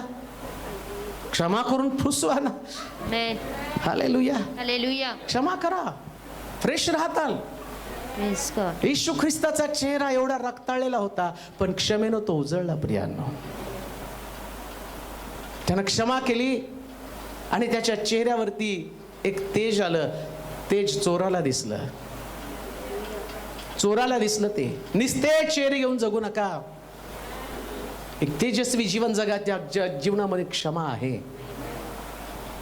तुम्हाला माहिती का, सैतान कधी हरतो? ज्या दिवशी तुम्ही क्षमा करतात त्या दिवशी तो दुम ठोकून पळून जातो. इथं त्यानं पहिला उद्गार उद्गारल्याबरोबर या सैतानाची पावर कमी झाली. त्याला कळालं, अरे यानं जगाला क्षमेचा सिद्धांत शिकवला, म्हणून ग्रॅमस्टेनने क्षमा केली आणि ओरिसामध्ये क्रांती घडली. तुम्ही क्षमा करा, या शहरामध्ये क्रांती घडेल, परिवार ख्रिस्ताकडे जिंकला जाईल, देवाकडे लोक वळतील. प्रियांनो, एकमेकाला क्षमा करा. हे बाप्पा यांना क्षमा कर, कारण काय करतात ते त्यांना कळत नाही. अलिशाला ज्यावेळेस त्याच्या माग आणि ती लेकरं त्याच्या माग त्याला चिडवत निघाली, 42 लेकरं त्याला टकल्या म्हणत त्याच्या मागे गेली. तो पण संदेश आहे बरं का. अलिशा एवढा संतापला आणि तो म्हटला, रानातला अस्वल येतील आणि तुम्हाला फाडून खातील. 2 अस्वल आली, 42 लेकरं फाडून टाकले. अलिशाकडे क्षमेचं अंतःकरण नव्हतं. अजून एक गोष्ट तुम्हाला सांगतो. अलिशा मेला, त्याला कबरेत पुरलं. त्याच्या कबरेतल्या हाडांच्या द्वारे मेलेला माणूस जिवंत झाला. येशू मेला, तोही कबरेत गेला. तो कबरेत गेल्यावरही लोक जिवंत झाली, पण येशू परत कबरेतनं बाहेर आला. हे क्षमेची ताकद आहे, हे क्षमेचं सामर्थ्य आहे. अलिशा क्षमा करू शकला नाही, तो कबरेतच आहे. त्याच्या हाडात सामर्थ्य होतं का? कारण तो अभिषेक देवाचा त्याच्यामध्ये होता. पण क्षमेचा अभिषेक हा तुमच्याकडचा वेगळा अभिषेक आहे. आणि ज्याच्याकडे क्षमेचा अभिषेक आहे तो व्यक्ती परत ख्रिस्ताच्या पुनरुत्थानामध्ये त्याला भाग आहे. सैतानाचं वर्चस्व त्याच्यावरती कधीच होऊ शकणार नाही. प्रियानो, सैतानाला वाव देऊ नका, त्याला तुमच्यावरती वर्चस्व प्रस्थापित करू देऊ नका. करून टाका क्षमा. नवऱ्याबरोबर वाद असतील, क्षमा करून टाका. पतीचे पत्नी बरोबर, पत्नीचे पती बरोबर, सासूचे सुने बरोबर, भावाचे भावाबरोबर, शेजाऱ्यांबरोबर, कामाच्या ठिकाणामध्ये क्षमा क्षमा क्षमा क्षमा क्षमा. का? कारण माझा प्रभू सांगतो, पहिलंच तुमच्या डोळ्यातलं अंजन काय? क्षमा करा. कोणी तुमच्या विरुद्ध काही पण बोलू द्या, तुम्हाला क्षमाच करावी लागणार आहे. का? कारण करोना जगामध्ये थैमान घालत आहे, नाश जगाचा होत आहे. लवकर देवाचा पुत्र येणार आहे आणि आम्हाला ख्रिस्ताबरोबर जायचंय. आता विलंब लावू नका, आता क्षमेसाठी वेळ घेऊ नका, आता क्षमेसाठी आणि विलंब लावू नका. जसं आणि तो म्हटलं, हे बाप्पा यांना क्षमा कर, दुःख भोगताना क्षमाच करा, क्षमाच करा. क्षमेमध्ये जीवन आहे, क्षमेमध्ये जीवन आहे. तुम्ही कोणाला तरी जीवन द्या, क्षमा करा. कोण असेल जाऊन त्याला म्हणा, जा मी तुला क्षमा केली. जसं येशू म्हणतो, बाई तुला कोणी दगड मारला नाही का? महाराज कोणी मारला नाही. होय मी पापी आहे. तो म्हटलं, जा इथून पुढे पाप करू नको, मीही तुला क्षमा केली. उदया पुत्र परत आला. योसेफानं आणि आपल्या भावांना क्षमा केली. आणि आम्ही पाहतो की तो त्यांच्या भावाला म्हटला, वाईट वाटून घेऊ नका, तुम्ही मला विकलं याच्याबद्दल वाईट वाटून घेऊ नका. त्यानं गळ्यात गळा घालून रडला. लक्षात घ्या, त्याच क्षमेमुळे योसेफ सर्वोच्च पदावरती चढला. त्याच गोष्टीमुळे आम्ही पाहतो दाविदाला सुद्धा शौलाला क्षमा केली म्हणून तो राजा झाला. येशूनं जगाला क्षमा केली म्हणून तो राजांचा राजा झाला. लक्षात घ्या, तुम्हाला सुद्धा उच्च पद पाहिजे तर क्षमा ही त्याची शिडी आहे. आणि क्षमा करणं याच्यासाठी प्रभू तुम्हाला रोज नवीन आणि दिवस दाखवत आहे. रोजच्या दिवसात प्रत्येकाला म्हणा, मी तुला क्षमा केली आहे. बघा, क्षमा करून सैतान तुमच्याकडे कधीच येणार नाही. पीस वाटते, एकदम पीसफुल वाटतं. दडपण घेऊन खूप दिवस जगू नका. आणि जगणार तरी किती हो, किती जगणार आहे आम्ही? फार थोडंसं आयुष्य राहिले बरं का. हे बाप्पा यांना क्षमा कर. आणि हे बोलल्याबरोबर मग दुसरं जे उद्गार आहे, आणि त्या उद्गारात पहा किती सुंदर प्रकारचं परिवर्तन घडलं. लुकाचं शुभवर्तमान 23 अध्याय 42 वचन. हा, मग तो म्हणाला, अहो येशू, आपण आपल्या राजाधिकाऱ्याने याल, आपण आपल्या राजाधिकाऱ्याने याल, तेव्हा माझी आठवण करा, तेव्हा माझी आठवण करा, आठवण करा. तो त्याला म्हणाला, मी तुला खचित सांगतो, मी तुला खचित सांगतो, तू आज माझ्या बरोबर सुखलोकात असशील. सुखलोकात असशील. दुसरी गोष्ट, आता पहिला उद्गार, हे बाप्पा यांना क्षमा कर म्हटल्याबरोबर, क्षमेविषयी ऐकल्याबरोबर त्या ठिकाणामध्ये एक प्रकारची चुळबुळ तिथं होऊ लागली. आता तिथं 3 वधस्तंभ आहे. एका बाजूला एक चोर, दुसऱ्या बाजूला एक चोर, मध्ये प्रभू येशू ख्रिस्त. या तिघांचं पण मरण पक्क ठरलेलं आहे. तिघ पण मरणार आहेत. पण मरता मरता एक चोर जो आहे तो चोर येशूचं संभाषण ऐकतो आणि संभाषण ऐकताना त्यानं ते संभाषण ऐकल्यावर त्यानं येशूला चॅलेंज केलं. काय चॅलेंज केलं? तू देवाचा पुत्र असशील, तुझी पण सुटका कर आणि माझी पण सुटका कर. पहिला चोर. जर तू देवाचा पुत्र आहे ना तर तू तुझी पण सुटका कर आणि माझी पण सुटका कर. आता मधला जो प्रभू येशू ख्रिस्त आहे तो मात्र तिकडे काय करत आहे? स्वर्गाकडे दृष्टी लावून म्हणतो, हे बाप्पा यांना क्षमा कर. म्हणजे त्याचं लक्ष सगळ्यांचं दृष्टी कुठे लागावी? स्वर्गाकडे. 3 वधस्तंभ आहेत. एक चोराचा वधस्तंभ, तो म्हणतो माझी सुटका कर. दुसरा एक चोर बाजूला आणि तो येशूचं संभाषण ऐकताना या चोराबरोबर तो फक्त येशूकडे पाहत नाही, तो येशू कुठे जाणार त्याचं लक्ष लागलेलं आहे. काम दिन ऐका, आज नुसतं उपदेशाकडे लक्ष लावू नका, हा उपदेश तुम्हाला कुठे घेऊन जाणार आहे याच्याकडे लक्ष लावा बरं का. तसं तो येशू तिथं क्षमेचा संदेश सांगताना, क्षमेविषयी बोलताना म्हटला, हे बाप्पा यांना क्षमा कर. म्हणजे या चोराला शेवटच्या क्षणाला कळालं हा व्यक्ती काहीतरी वेगळा आहे. हा जो चोर आहे यालाही मरण आहे, येशूलाही मरण आहे आणि बाजूचा डावीकडचा चोर त्याला पण मरण आहे. परंतु हा येशू मरणापेक्षा स्वर्गातल्या देवाकडे जास्त पाहत आहे. काम देऊ नाही का? जगात आम्ही राहत आहोत तिथं मरणच आहे. काही वेळेस लोकांनी टाकून दिल्यावर मरावं लागतं, नोकरी गेल्यावर मरावं लागतं, नाकारल्यामुळं मरावं लागतं. परंतु मरणाचा विचार करू नका, स्वर्गात जाण्याचा विचार करा. फार महत्वाचं ते आहे. हा म्हणतो मला सोड. कशाला? कारण या चोराचं वैशिष्ट्य काय? सुटका मिळून परत त्या जीवनामध्ये जायचं. सुटका पाहिजे, पण कशासाठी सुटका पाहिजे? हा काही चर्चला जाणार नव्हता, हा काही वचन सांगायला जाणार नव्हता, हा काही चोऱ्या सोडणार नव्हता, पण त्याला सुटका पाहिजे. काही लोकांना टेम्पररी सुटका पाहिजे. कशासाठी माहिती का? पुन्हा त्याच गोष्टी करायला. आणि मग तो व्यक्ती काय करतो? हा चोर काय म्हणतो? तू देवाचा पुत्र असशील तर माझी सुटका कर. त्यानं येशूची निंदा केली. अनेक लोक त्या चोरासारखेच आहेत, त्यांना टेम्पररी सुटका पाहिजे, पण सुटका म्हणजे पुन्हा जुन्या जीवनामध्ये जाणं नाही. अजून एक गोष्ट तुम्हाला सांगतो. प्रभू येशू ख्रिस्ताचा वधस्तंभ आम्हाला जे सांगतो ना, कितीही यातना भोगत असला तरी सुद्धा तुमचं मिशन काय असलं पाहिजे? लोकांचं तारण. लोकांचं तारण हेच तुमचं मिशन. तुम्ही तुमच्या दुःखाविषयी बोलू नका. येशू ख्रिस्त इथं स्वतःच्या दुःखाविषयी थोडं पण बोलत नाही. पहिल्या शब्दामध्ये, अहो साधा आम्हाला सकाळी उठलं ना तर आई आई करत आम्ही उठतो, हात टेकत, अरे देवा. तुम्ही काय वधस्तंभावर नसता, तुम्ही फक्त रात्री झोपता आणि सकाळी उठताना आई आई करत उठता. याचा अर्थ तुम्हाला वेदना आहे. मग प्रभू येशू ख्रिस्त एवढा घायाळ झालेला आहे, त्याचं रक्त संपलेलं आहे, त्याच्या अंगावरती जखमा आहेत. कोणीतरी सांगितलं जवळजवळ 5,500 जखमा त्याच्या शरीरावरती होत्या आणि त्या जखमा इतक्या खोल होत्या.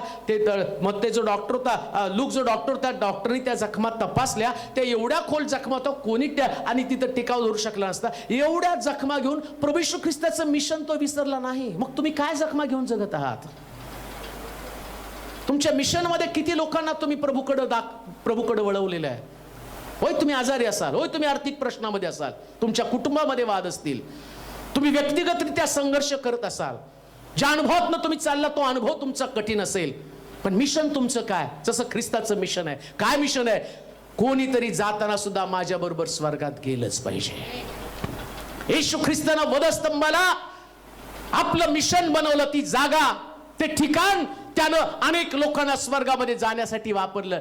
जिवंत असताना, मोकळा असताना सुद्धा तो सुवार्तेला रात्र दिवस गेलेला होता. पण त्याला ठाऊक आहे आता सैतानाच्या राज्यात जाताना, सैतान जसं म्हणतो मरताना मी पुष्कळ लोक घेऊन जाईल, पण देवाच्या लोकांचं विजन काय असलं पाहिजे? मरेपर्यंत मी लोकांना देवाच्या राज्यामध्ये आणेल. हेच तुमचं विजन असलं पाहिजे.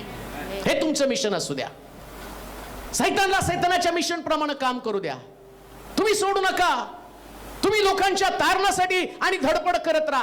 आता जो पहिला चोर आहे तो चोर म्हणतो माझी सुटका कर. आता दुसऱ्या चोराला राहावलं नाही. हा दुसऱ्या चोर पहिल्या चोराचा त्यानं निषेध केला. काय म्हटलं माहिती का त्याला? अरे आपल्याला झालेली शिक्षा तर यथायोग्यच आहे. शिक्षेचा आदर करायला शिका. बरेच वेळा मला असं वाटतं की माझं काय चुकलं, माझ्यामध्ये कोणते दोष आहे, देवानं मला का अशा प्रकारची शिक्षा दिली. कान देऊ नाही का? देव तो देव आहे. देव कधीच चुकत नाही. देव कधीच चुकत नाही बरं का, कधीच नाही. मी कधीच देवाला प्रश्न करत नाही, मी असं करतो, मी तसं करतो. मी नेहमी म्हणतो अंतर्मुखून, कुठं तरी काहीतरी माझ्यामध्ये चुकलं जे देवाला पसंत नाही. तुम्ही माझ्याकडे बघता, नाही तुम्ही एवढे मोठे पाळगे, तुम्हाला कशाला अडचणी. अरे तुमच्यापेक्षा देव भारी आहे. आणि तो शिक्षा देतो याचं कारण काय माहिती का? तो म्हणतो फाट्याला मी साफसूप यासाठी करतो की त्यानं चांगलं फळ द्यावं, त्याला भरपूर फळ यावं. ज्यास देव तुम्हाला शासन करतो, तुमची छाटणी करतो ना, त्याला तुम्हाला दंड द्यायचा म्हणून नाही करतो, तुम्हाला चांगलं फळ यावं म्हणून छाटणी करतो. त्या शिक्षेचा आदर करा. प्रभूला शरण जा. या चोरानं एक प्रकारचं बंड केलेलं आहे. हा दुसरा चोर त्याचा निषेध करतो. कान देऊ नये का? एक बिलिव्हर्स, एक ख्रिस्ती व्यक्ती म्हणून राहत असताना तुमचे सोबती जसं बोलतात तसं बोलू नका. पाप करणाऱ्याच्या बाजूला उभं राहू नका. जसं आम्ही पाहतो की दुसरा चोर त्याच्या सोबती असताना सुद्धा त्याच्या विरोधामध्ये उभं राहिला. पौल देखील तेच सांगतो, पाप करणाऱ्यांचा सर्वांसमक्ष निषेध कर. या चोरानं, दुसऱ्या चोरानं पहिल्या चोराचा निषेध केला. चुकीच्या गोष्टी त्या चुकीच्या सिद्ध करा. देवाच्या वचनाच्या बरोबर उभं राहा. चुकीच्या गोष्टीच्या बरोबर कधीच उभं राहू नका. कारण चूक ती चूकच असते, ती कधी दुरुस्त होऊ शकत नाही. आणि आम्ही पाहतो या चोरानं त्याचा निषेध केला. एवढी वर्ष सोबत राहून सुद्धा सोबतीचा परिणाम खूप सुंदर झाला बरं का. मला वाटतं मी तुम्हाला सांगितलं का नाही माहित नाही. कुठंतरी मी बोललो आणि ते बोलणं इतकं सुंदर होतं की मी स्वतः त्याच्यामध्ये एक्साइट झालो. असं तिथं घडलं. याच्या अगोदर चोराच्या सोबतीमुळं तो चोऱ्या करत होता. पण काय आलं कोणास ठाऊक, शिक्षा देणाऱ्याच्या मनामध्ये यानं जोडी फोडली. वास्तविक पाहता इकडे येशूला द्यायला पाहिजे होतं, इकडं चोराला द्यायला पाहिजे होतं, त्याच्या बाजूला दुसऱ्या चोराला द्यायला पाहिजे होतं. पण काय तिथं योजना झाली माहित नाही. त्यानं जागा बदलली. येशूला मध्ये ठेवलं, डावीकडे एक आणि उजवीकडे एक. डावीकडच्या चोराची जागा बदलली आणि याचा येशूचा प्रभाव त्या चोरावरती पडला. जो आजपर्यंत चोऱ्या करणारा होता एका क्षणात बदलला. आणि तो काय म्हणतो? राजा अधिकारणशील त्यास माझी आठवण कर. जागा बदला. पाप करणाऱ्याच्या संगती राहाल तर पाप करणारे बनाल. पण जागा बदलली, देवाच्या पुत्राच्या संगती राहाल तर स्वर्ग राज्यामध्ये पोचाल. पर्याय कोण तुमचा सोबती आहे? चोराची जागा बदलली, तुमची जागा बदलली का? तुम्ही पाप करणाऱ्यांबरोबर आहात का पाप करणाऱ्यांच्या विरोधामध्ये आहे? दुसरा चोर का म्हणू शकला राजाधिकारीशी त्यास माझी आठवण कर? कारण तो आता त्याच्या संगती नाही. कितीही जवळची व्यक्ती असली, कितीही जवळची व्यक्ती असली, पापाच्या संगती कधीच उभं राहू नका. 25 वर्षाच्या मिनिस्ट्रीचं सिक्रेट माझं हेच आहे. लोकांना माझ्याबद्दल वाईट वाटत असेल पण मला स्वतःबद्दल कधीच वाईट वाटत नाही. का? कारण मी नेहमी देवाच्या वचनाबरोबर राहिलेलो आहे आणि मला त्याच्याबद्दल कधी वाईट वाटत नाही. त्याला नाही वाईट वाटलं की आता चोर आणि माझा सोबती मी गमावतो. लोक गमवू द्या, देवाला कधी गमवू नका. कधीच देवाला गमवू नका. काय प्रभूला आवडतं तेच करा. काय प्रभूला आवडतं ते करा. देव त्याच्या वचनावर प्रेम करतो, व्यक्तीवर नाही प्रेम करत. देव वचनावर प्रेम करतो. त्याच्यासाठी मी नाही महत्वाचा. दावीद माझ्या हृदयासारखा आहे. पण दाविदाचं हृदय पापाकडे गेल्याबरोबर आम्ही पाहतो देवानं त्याला शासन केलं. तो त्याच्याबरोबर नाही थांबला. त्याला माहिती दावीद चुकला, चुकीच्या व्यक्तीबरोबर त्याचा थांबला नाही. नाथान दाविदाचा खास संदेष्टा होता, दाविदाबरोबर त्याचा घरोबा होता. पण देव त्याला म्हटला, नाथाना जाऊन दाविदाला सांग, व्यभिचार केलेल्या तलवार तुझं घर सोडणार नाही. नाथानाला वाईट वाटलं, कसं जाऊन सांगा असं नाही म्हटलं. तो गेला आणि दाविदाला त्याने ठणकावून सांगितलं. का? तो त्याच्या बरोबर राहिला नाही चुकीच्या गोष्टी बरोबर. कधी चुकीच्या गोष्टीच्या बरोबर थांबू नका.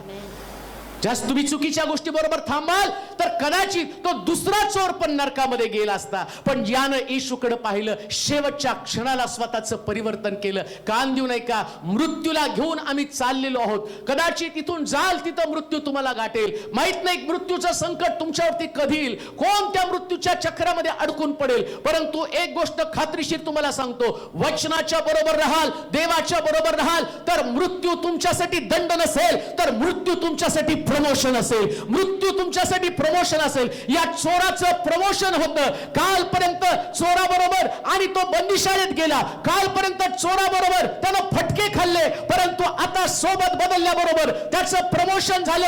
आता प्रमोशन काय म्हणतं, आज तू माझ्याबरोबर जेलमध्ये नाही, आज माझ्याबरोबर सुखलोकात असशील. आज तू माझ्यावर सुखलोकात असशील. लक्षात घ्या, ज्याच्या संगती तुम्ही आहात तो तुम्हाला कुठं घेऊन जातोय, ती व्यक्ती तुम्हाला कुठं देते याचं चिंतन करणं गरजेचं आहे. चोरानं आपल्या जागा बदलली, तो दुसऱ्या चोराच्या सोबती गेला नाही, त्या चोरावर त्याचं प्रेम होतं. दोघं एकत्र वर्षानुवर्ष राहिले, एकत्र त्यांनी कर्मकांड केली. परंतु आता त्याला कळलं, माझा समय अंतिम समय आहे. अंतिम समयामध्ये जरी ती व्यक्ती माझ्यासाठी प्रिय आहे, पण माझ्यासाठी आता सगळ्यात प्रिय माझ्या बाजूला आहे आणि मला त्याच्या बरोबर जायचंय. देवाचे प्रिय लोक हो, मला माहित नाही या जगाला आणि कधी उद्ध्वस्त होणार आहे, पण एक गोष्ट मी तुम्हाला सांगतो, जे तुम्हाला घेऊन चालले ते नरकाकडे घेऊन चालले, परंतु येशू स्वर्गाकडे घेऊन जातो. आणि म्हणून सुखलोक हे तुमचं मिशन असू द्या. तो चोराला म्हटला, आज तू माझ्या बरोबर सुखलोकात असशील. चोराला इतका आनंद झाला. आणि का आनंद झाला माहिती का, शेवटच्या क्षणाला कसला सलो, आम्ही एवढे वर्ष आत्ता बसला ना तरी तुम्हाला प्रश्न विचारला ना स्वर्गात जाल का, तर कन्फ्यूज व्हाल.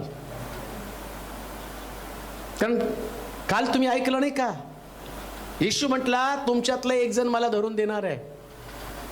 सगळे शिष्य कन्फ्यूज झाले, मी तर नाही.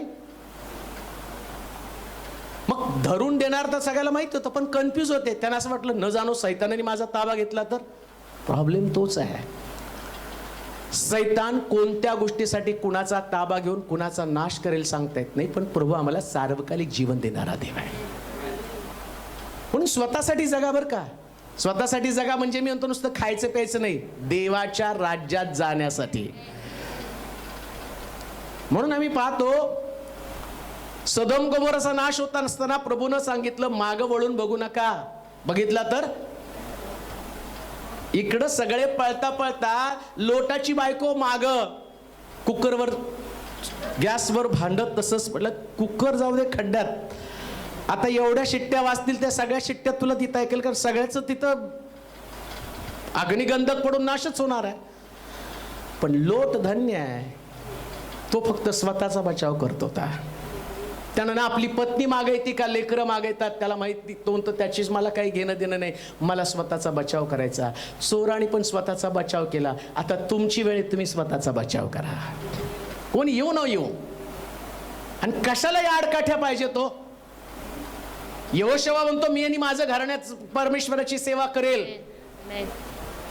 पण इकडं येशू म्हणतो, आज तू माझ्यावर सुखलोकात असशील. परिस्थिती बदलली आता जगाची. तुम्हाला वाटेल मी आणि माझं घराणं परमेश्वराची सेवा करेल, चांगली गोष्ट आहे, पण परमेश्वरा घराण्यानं सेवा करण्याच्या ऐवजी मी देवाबरोबर जाणं हे महत्वाचं आहे. त्याच्यात पण जास्त अडकून पडू नका. मला जायचं स्वर्गामध्ये, बाकीचं जाऊ द्या. लोट म्हणतो जाओ खड्ड्यात. अहो थांबा, दार उघडच राहिलं, घरात सगळे दागिने राहिले. अगं बाई, अग्नी पडणार आहे, दागिन्याचा नाश होणार आहे. जग पण अग्नी आणि गंधकासाठी राखून ठेवलेलं आहे. कशाला मागं बघत बसता, कोण आलं कोण गेलं, कुणाला कुठं जायचं तिकडे जाऊ द्या. तुम्ही मात्र देवाच्या राज्याकडे धावा. आज तू मजबूर सुखलोकात असशील. दुसरी गोष्ट, तिसरा मुद्दा, तिसरं वाक्य आपण पाहणार आहोत वधस्तंभावरचं. आता हे त्यानं बोलला. आता येशू तो येशू आहे, तो नुसतं एका ठिकाणी बघत नाही. आता त्याचं लक्ष कुठं गेले, वाचूया. योहानाचं शुभवर्तमान 19 अध्याय 26 पासून 26 आणि 27 वचन. मग येशूने आपल्या आईला व ज्या शिष्यावर त्याची प्रीती होती त्याला जवळ उभे राहिलेले पाहून आईला म्हटलं, बाई पहा हा तुझा मुलगा. आता येशूचं लक्ष जगाकडे होतं, येशू संकुचित व्हायला लागला बरं का. कुठलं कोणाला सोडत नाही. आधी लोकांचं प्रत्येकाची आठवण केली. लक्षात घ्या, तुम्हाला पहिल्या डोळ्यातनं कळालं सगळ्यांची आठवण करायची. सगळ्यांची आठवण करा. तुमचे नातेवाईक, मामा मामी, काका काकू, आत्या आजी आजोबा, चुलत मावस, सावत्र, अमक तमक, सगळ्यांची आठवण करून प्रार्थना करा, हे बाप्पा यांना क्षमा कर. क्षमा करताना सगळ्यांची आठवण करून क्षमा करा. आमीन म्हणाल का? सगळ्यांची बरं का. कंसात कोणालाच टाकू नका ब्रॅकेटमध्ये. आणि हे सोडून सगळ्याला, हे सोडून सगळ्याला नाही. युनिव्हर्सल क्षमा, युनिव्हर्सल असली पाहिजे. आमीन म्हणाल का? युनिव्हर्सल. आता इकडं आल्यावर आता येशू बाजूला बघायला, बाजूला चोर दिसला. तो म्हटलं चान्स मारायचा, 2 पैकी 1 तरी घेऊन जाईल. असं म्हणतात ना, मरताना मी असं मरणार नाही, 10 घेऊन मरेल. येशू म्हटला मरताना मी एकाला नेणार नाही, जाताना 1 तरी संगती घेऊन जाईलच. आणि तो घेऊन गेला चोराला. आता एवढं करता करता येशूचं लक्ष बाजूला गेलं. आता ऐका बरं का, तिसरा उद्गार पण फार सुंदर आहे, फार महत्वाचा आहे. आणि तो विश्वासणाऱ्या व्यक्तीला, प्रभूच्या जवळ असणाऱ्या व्यक्तीला, आता कोण प्रभूचं आहे ते सिद्ध होतं. भोजन करताना येशू म्हटला होता की मनुष्याचा पुत्र आता पापी लोकांच्या हाती धरून दिला जाणार आहे. आणि पेत्राला सांगितलं, पेत्रा, तुला सैतानानं मला पाखडण्यासाठी मागितलेलं आहे, चालावं म्हणून त्या सैतानानं तुझी मागणी केलेली आहे, पण मी तुझ्यासाठी मध्यस्थी करत आहे. तू म्हणालास म्हणजे तुझ्या भावाला स्थिर कर. आता पेत्राला एवढं बोलल्यावर पेत्र तू जास्तच डेअरिंगने बोलायला लागला नाही का. 12 शिष्यांमध्ये कोणाला नाव घेऊन बोलला नाही येशू पेत्राकडून. मग पेत्र, आता प्रभूने एवढं बोललं, मी मरायला तयार आहे, मी आणि तुमच्यावर मरेल, तुम्हाला सोडून जाणार नाही. येशूला प्रत्येकाची प्रकृती माहिती आहे. नीट आहे का बरं मी काय सांगतो तुम्हाला. हा डोळा आहे ना, हा डोळा ज्यावेळेस तुम्हाला समजेल ना, तुम्ही तुमचं जगण्याची पद्धतच बदलून टाकाल. 12 शिष्यांमध्ये येशू पेत्राला विशेष बोलतो. तो काय बोलतो माहिती का, सैतानानं तुला मला मागून घेतलं पाखडण्यासाठी. आता योहानाला तो बोललाच नाही ना. जो नाकारणारी त्या पेत्राला म्हटलं तू मला कोंबड्या आरवण्यापूर्वी 3दा नाकारशील. आता पेत्राचं नाव घेऊन पेत्राच्या बाबतीमध्ये देवाची काय योजना आहे, कसं त्याच्यासाठी मध्यस्थी करतो, कसा पेत्र जवळ आहे, हे येशू बोलला. 12 शिष्यांमधल्या एका शिष्यानं मनावर घेतलं. काय मनावर घेतलं? अरे 3.5 वर्षामध्ये मी येशूच्या एवढ्या जवळ जाऊ शकलो नाही. येशूनं पेत्राचं नाव घेतलं, याचा अर्थ पेत्र येशूच्या जवळ गेला. तो म्हटला 3.5 वर्षात जाऊ शकलो नाही, अंतिम दिवसात तर मी त्याच्या जवळ जाईल. आणि बायबल सांगतं तो येशूच्या वधस्तंभाच्या जवळ थांबला, तो योहान. एवढे वर्ष नसला पोहोचला तुम्ही देवाच्या जवळ.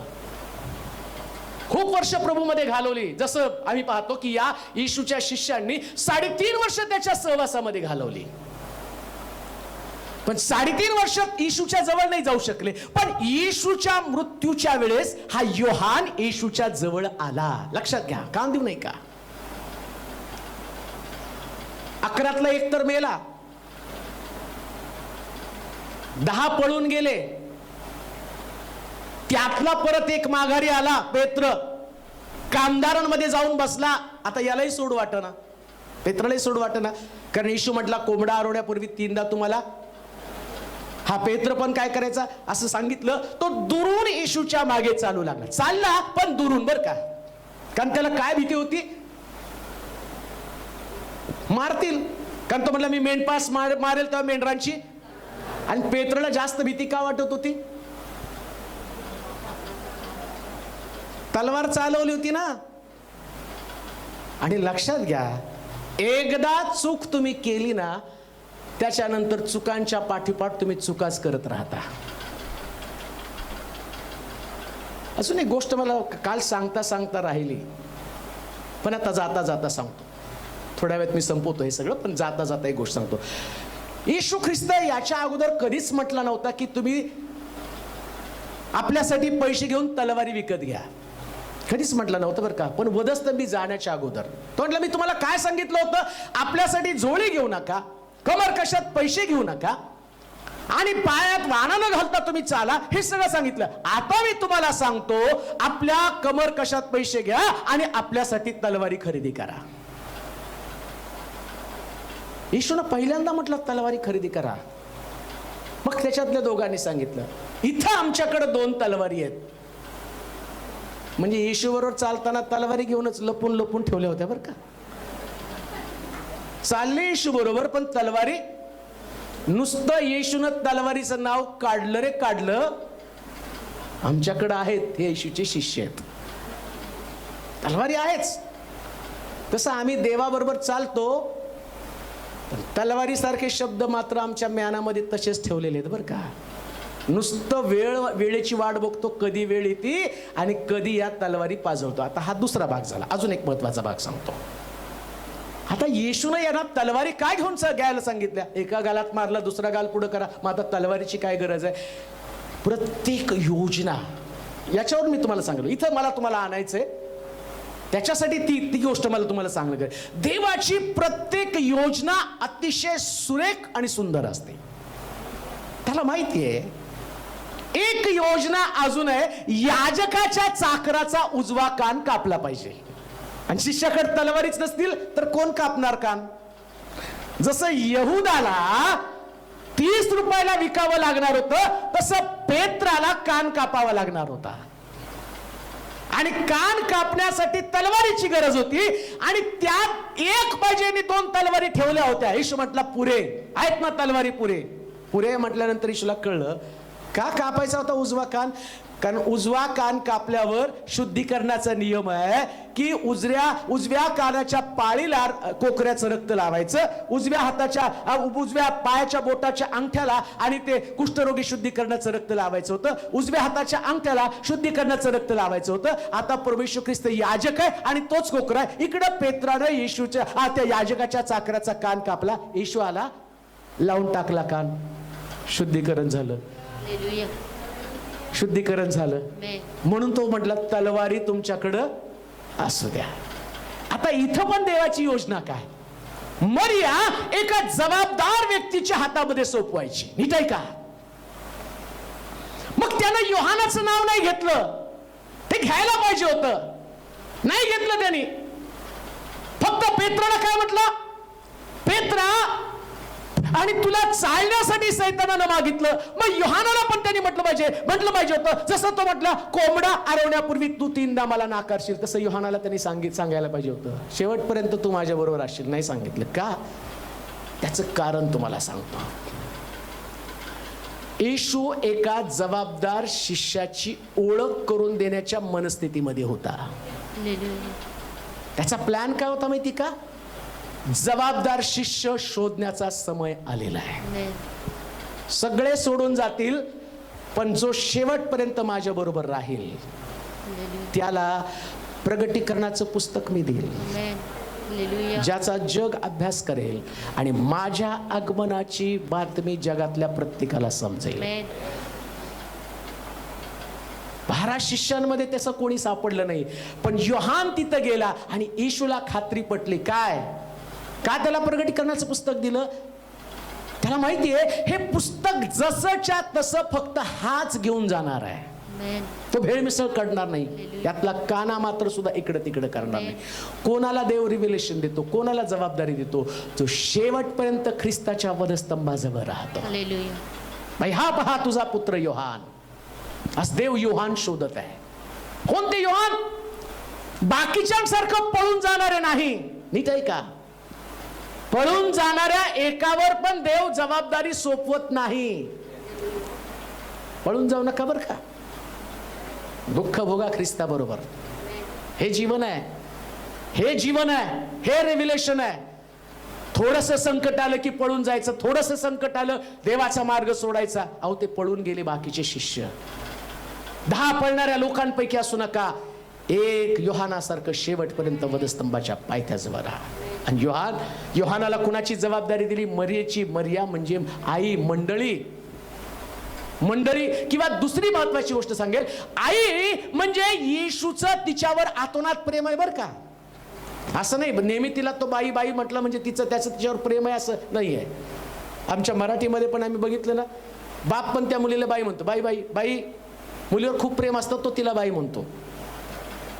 आणि ज्यांचं प्रेम नाही, पिंकी चिंकी काय तर ठेवते ते, नाही का? नाही म्हणजे पिंकीच्या विरोधात मी नाहीये, पण एक सांगेल, बाई म्हणजे प्रेमाचं ते, बाई बाई बाई. त्या प्रेमानं ते एक वातावरण आहे. तसं येशू पण मरियला म्हणतो बाई बाई, म्हणजे सगळ्या भावना त्याच्यामध्ये. आई आहे, बहीण आहे.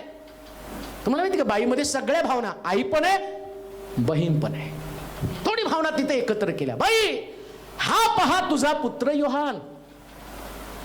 तसं प्रत्येक व्यक्तीला तो काय सांगत आहे माहिती का, आसरा कोणाचा घ्यायचा, मार्गदर्शन कोणाचं घ्यायचं, जे शेवटपर्यंत वधस्तंभाच्या जवळ राहतील त्यांचं.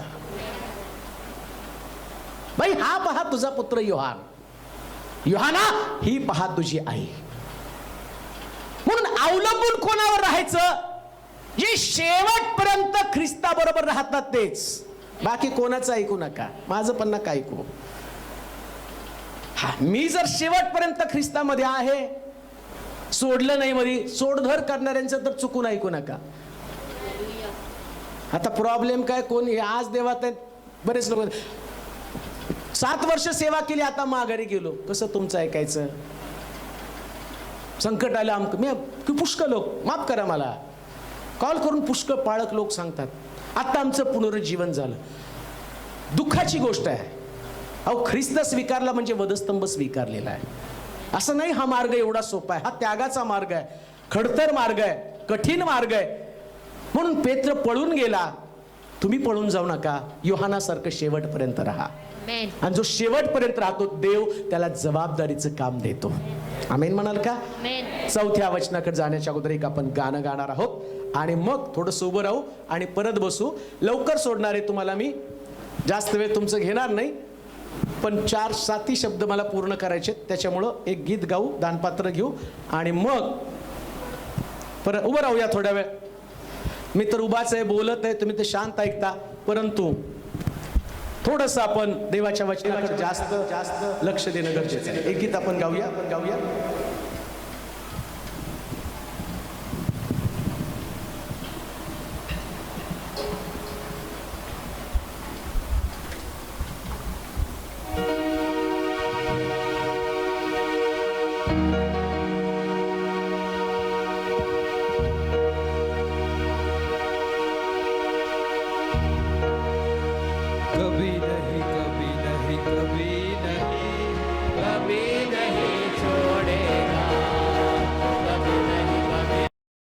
एक विश्वासणारा व्यक्ती म्हणून जगत असताना आम्ही स्वतःकडे पण लक्ष द्यायला पाहिजे बरं का.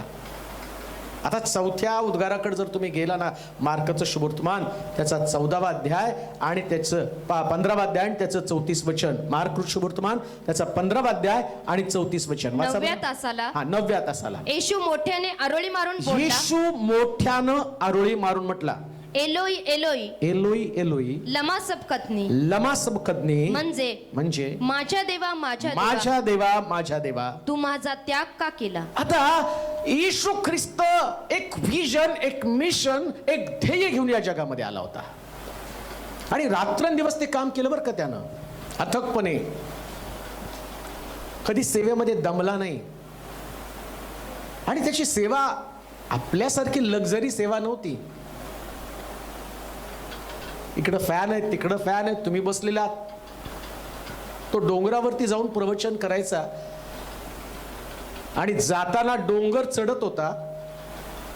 साऊंड सिस्टम आहे, एवढं बोलल्यावरती आता साऊंड सिस्टम असताना सुद्धा माझ्या घशामध्ये जाणवतंय तुम्हाला की तो बसायला लागलेला आहे आणि तुम्ही लोक पण मर्यादित आहात. पण येशू ख्रिस्त 15-15, 20-20 हजार लोकांना देवाचं वचन सांगायचा विदाऊट साऊंड सिस्टम. एवढी ताकद त्याच्यामध्ये, एवढी एनर्जी. बरं, त्या दिवसातल्या सभा 12 ते 3 चर्च पण नव्हतं. ते सकाळी सुरू झालेली सभा, रात्री पण लोक तिथं असायचे, त्याच्याजवळ आसपास कुठं तरी असायचे. दुसऱ्या दिवशी पुन्हा सभा, 3 दिवस 4 दिवस 10 दिवस चालायचं. आम्ही पाहतो की एकदा शिष्यानं आठवलं की हे 3 दिवस झालं उपाशी तापाशी आपल्यावर फिरत आहेत.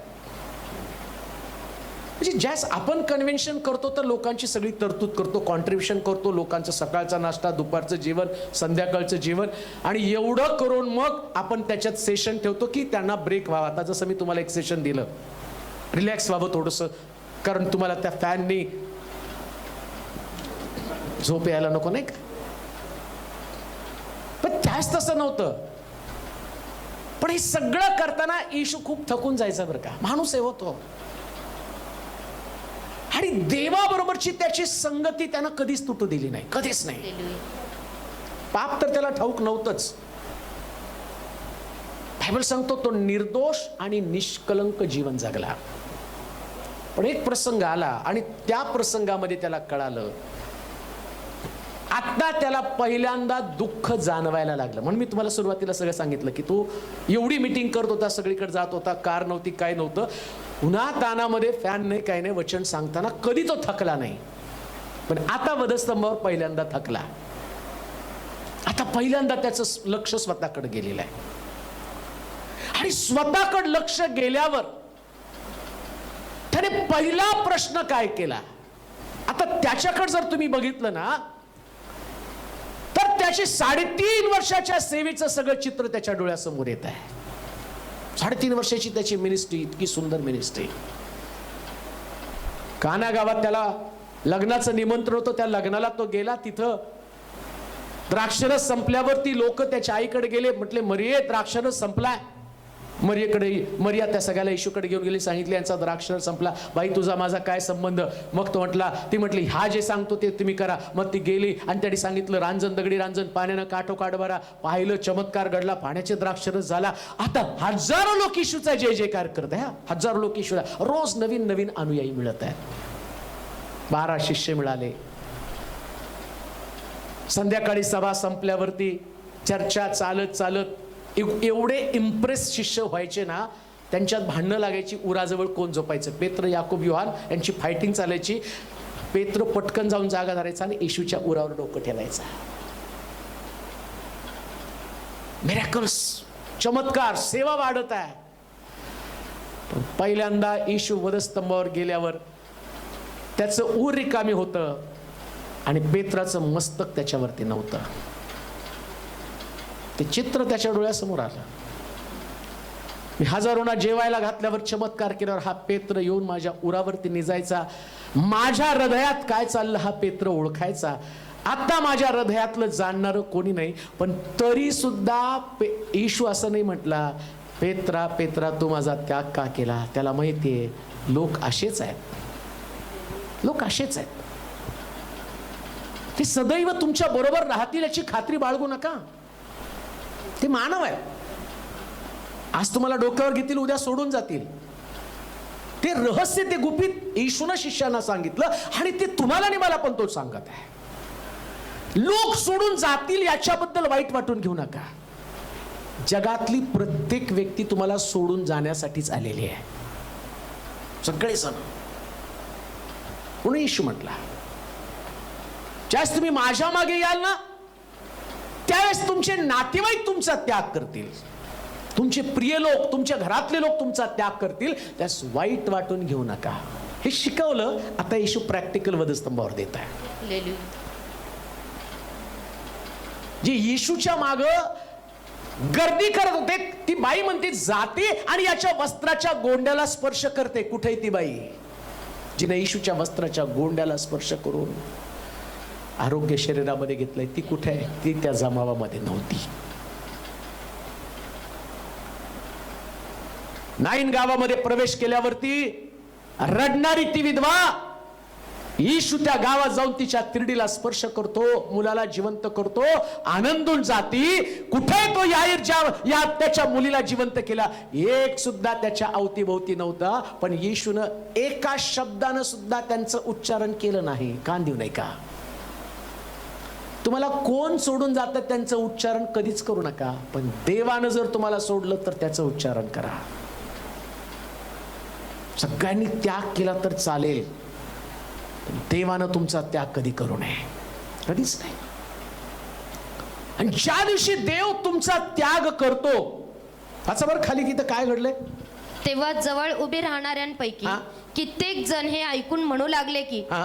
पहा हा. तो एलियाला हाक मारतो पण आहे. असं त्या दुसरीकडे असं लिहिलंय की ज्यावेळेस तो म्हटला माझ्या देवा तू माझा त्याग का केला, सगळं वाचत बसायचं नाही, पण तिथं असं लिहिलं की त्यावेळेस जवळजवळ 6व्या तासापासून तर 9व्या तासापर्यंत अंधार पडला.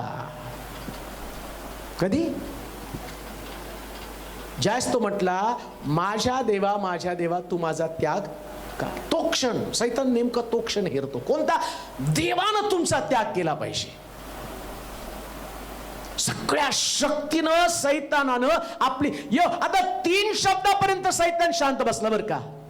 त्याला कळलं देव ताकद देत आहे. कारण तुम्हाला माहिती का, गेतशेमानी बागेमध्ये ज्यास तो शेवटची प्रार्थना करत होता ना, त्यास तिथं असं लिहिलं देवदूत येऊन त्याला शक्ती पुरवू लागलेले होते. देवदूत त्याला शक्ती देऊ लागलेले होते. पण तो जगाच्या पापाचा प्याला पिला. होईल तर हा प्याला मजपासून टळू दे, त्याची शेवटची प्रार्थना. पण प्रॉब्लेम काय झाला माहिती का, पापाचा प्याला तो पिला. बायबल सांगतं त्याला पाप ठाऊक नव्हते, पण तो आमच्यासाठी पाप झाला. माझ्या देवा तू माझा त्याग का केला. उत्तर नाही सापडलं तिथं, पण गेतशेमानी बागेमध्ये त्याचं उत्तर देऊन ठेवलं. तुमचं आणि माझ्या सगळ्याचं पाप तो पिला. हा माझा परमप्रिय पुत्र आहे, याच्याविषयी मी संतुष्ट आहे, याचं तुम्ही ऐका.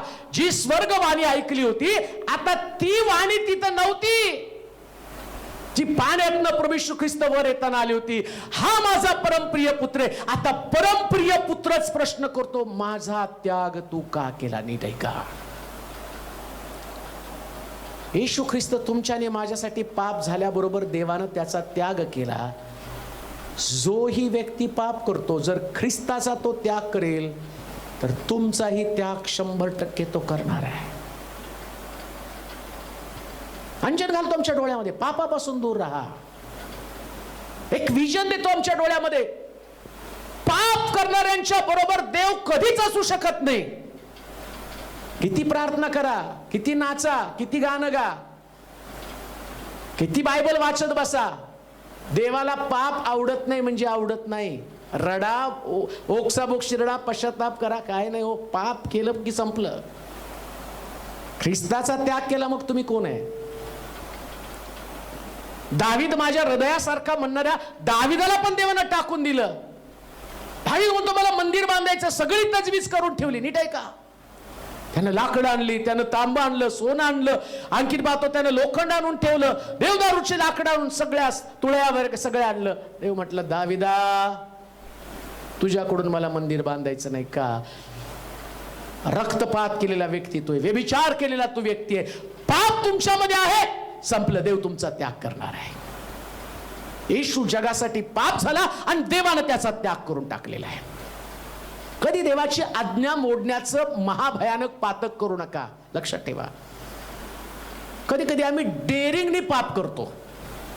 येशू ख्रिस्त जगासाठी पाप झाला.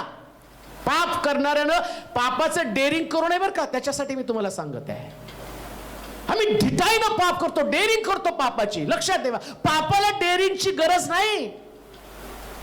ते सैतानाच्या ट्रॅप मध्ये तुम्ही अडकता. येशू ख्रिस्तानं जगाचं पाप स्वतःवरती घेतलं आणि इकडं देवानं त्याचा हात सोडला. देवानं हात सोडल्याबरोबर सैतान चवताळून त्याच्यावरती गेला. 3 तास अंधार पडला. देवानं आमचा त्याग करणं किती भयानक आहे. देव ज्या दिवशी आमचा हात सोडतो ना, त्या दिवशी आम्ही पाहतो या जगामध्ये आम्हाला वाचवणारा कोणी सुद्धा नसतो. कोणीच नसतो.